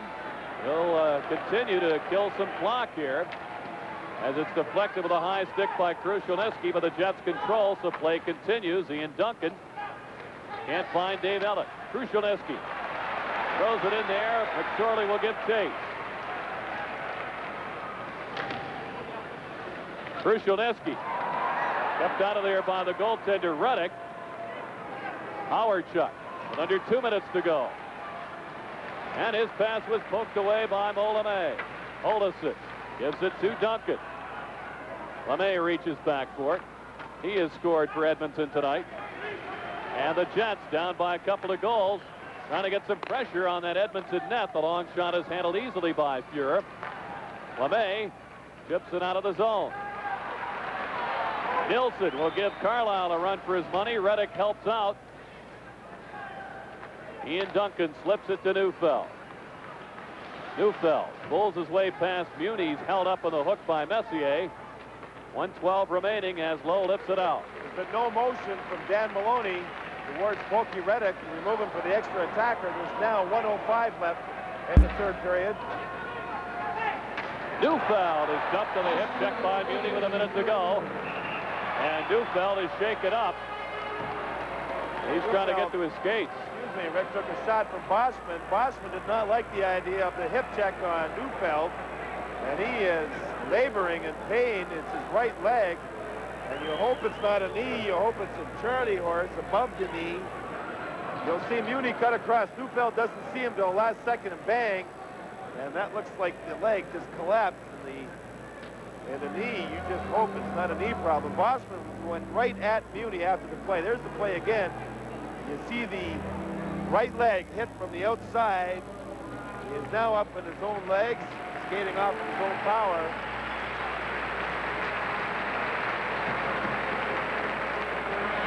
Well, that is good news from the Winnipeg standpoint, certainly, as Ray Neufeld is one of those physical grinders that you need at this time of the year, and especially going against a club like Edmonton. Neufeld, of course, came over to Winnipeg in the celebrated deal from Hartford for Dave Babbage back in November of '85, and both players were placed under a lot of pressure. Neufeld in particular, his first year in Winnipeg, and he's always been an affable fellow, and as it turned out, it was getting to him, the criticism on the deal that they were keeping blame in Winnipeg on him, that he refused to talk to the media at the end of the season, and that is not Ray Neufeld, but things have settled down, and he's happy with the Winnipeg Jets. He's from Winnipeg. Played his junior up in Flin Flon, Manitoba, same place Bobby Clark played his junior. 38 seconds to go, and Reddick is still in net, and the Oilers lead by 2, and we got a whistle on a 2-line pass. Coaches have different theories about pulling goaltenders. Bob Johnson in Calgary says you their chances are better at even strength of scoring a goal late in a hockey game than they are pulling a goaltender, because the percentage is that the other team just gets empty net goals. In Europe, European coaches do not pull their goaltenders at all. And here, Dan Maloney, as Glenn Sather looked on, Dan Maloney is not even summoned over towards Pokey Reddick to take him off the ice for the extra attacker. The Jets trail by 2 goals, 36 seconds remaining in the third. This will put the Jets in quite a hole from which they'll try to climb out on home ice at the Winnipeg Arena Saturday night. They'll be home Saturday and Monday. Only 4 teams had better home records in the entire league than Winnipeg, and I think they're going to be extremely tough in their home building. They've got all their fans clad in white. That was the case in the Calgary series, and did they ever make noise to root on the home club as we wind it down here. 18 seconds to go. McLean out ahead for Boschman. And the Northlands crowd will count it down with 7 seconds remaining. McLean throws it from center ice on net. Fuhr makes the stop, and that will do it. The Edmonton Oilers, as the Screamers come flying out of the stands, gather around Grant Fuhr to celebrate a 5-3 victory, and they take a 2-0 lead in the best-of-7 Smythe Division final. The Grinders got the job done. The Edmonton Oilers, Gretzky and Messier's lines were good, but not real good. It was the third and fourth lines that did the job, and Grant Fuhr was steady in the third period. Well, John, you talk about the Grinders and their effectiveness for Edmonton. That brings us to the Hartford Insurance Player of the Game. The Hartford, the insurance people of ITT, present tonight's Player of the Game, and he is Dave Hunter of the Edmonton Oilers, who scored a goal that gave the Edmonton Oilers the lead at 2-1 late in the second period, and just all night long defensively in the corners.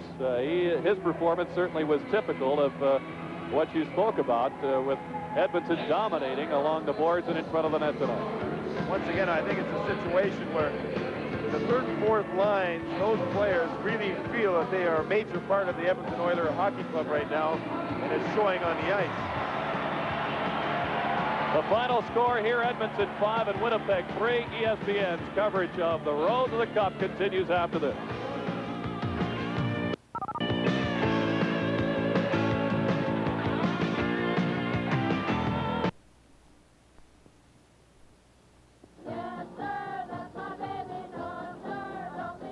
Looking for an unusual way to spend an evening? Try something different tonight.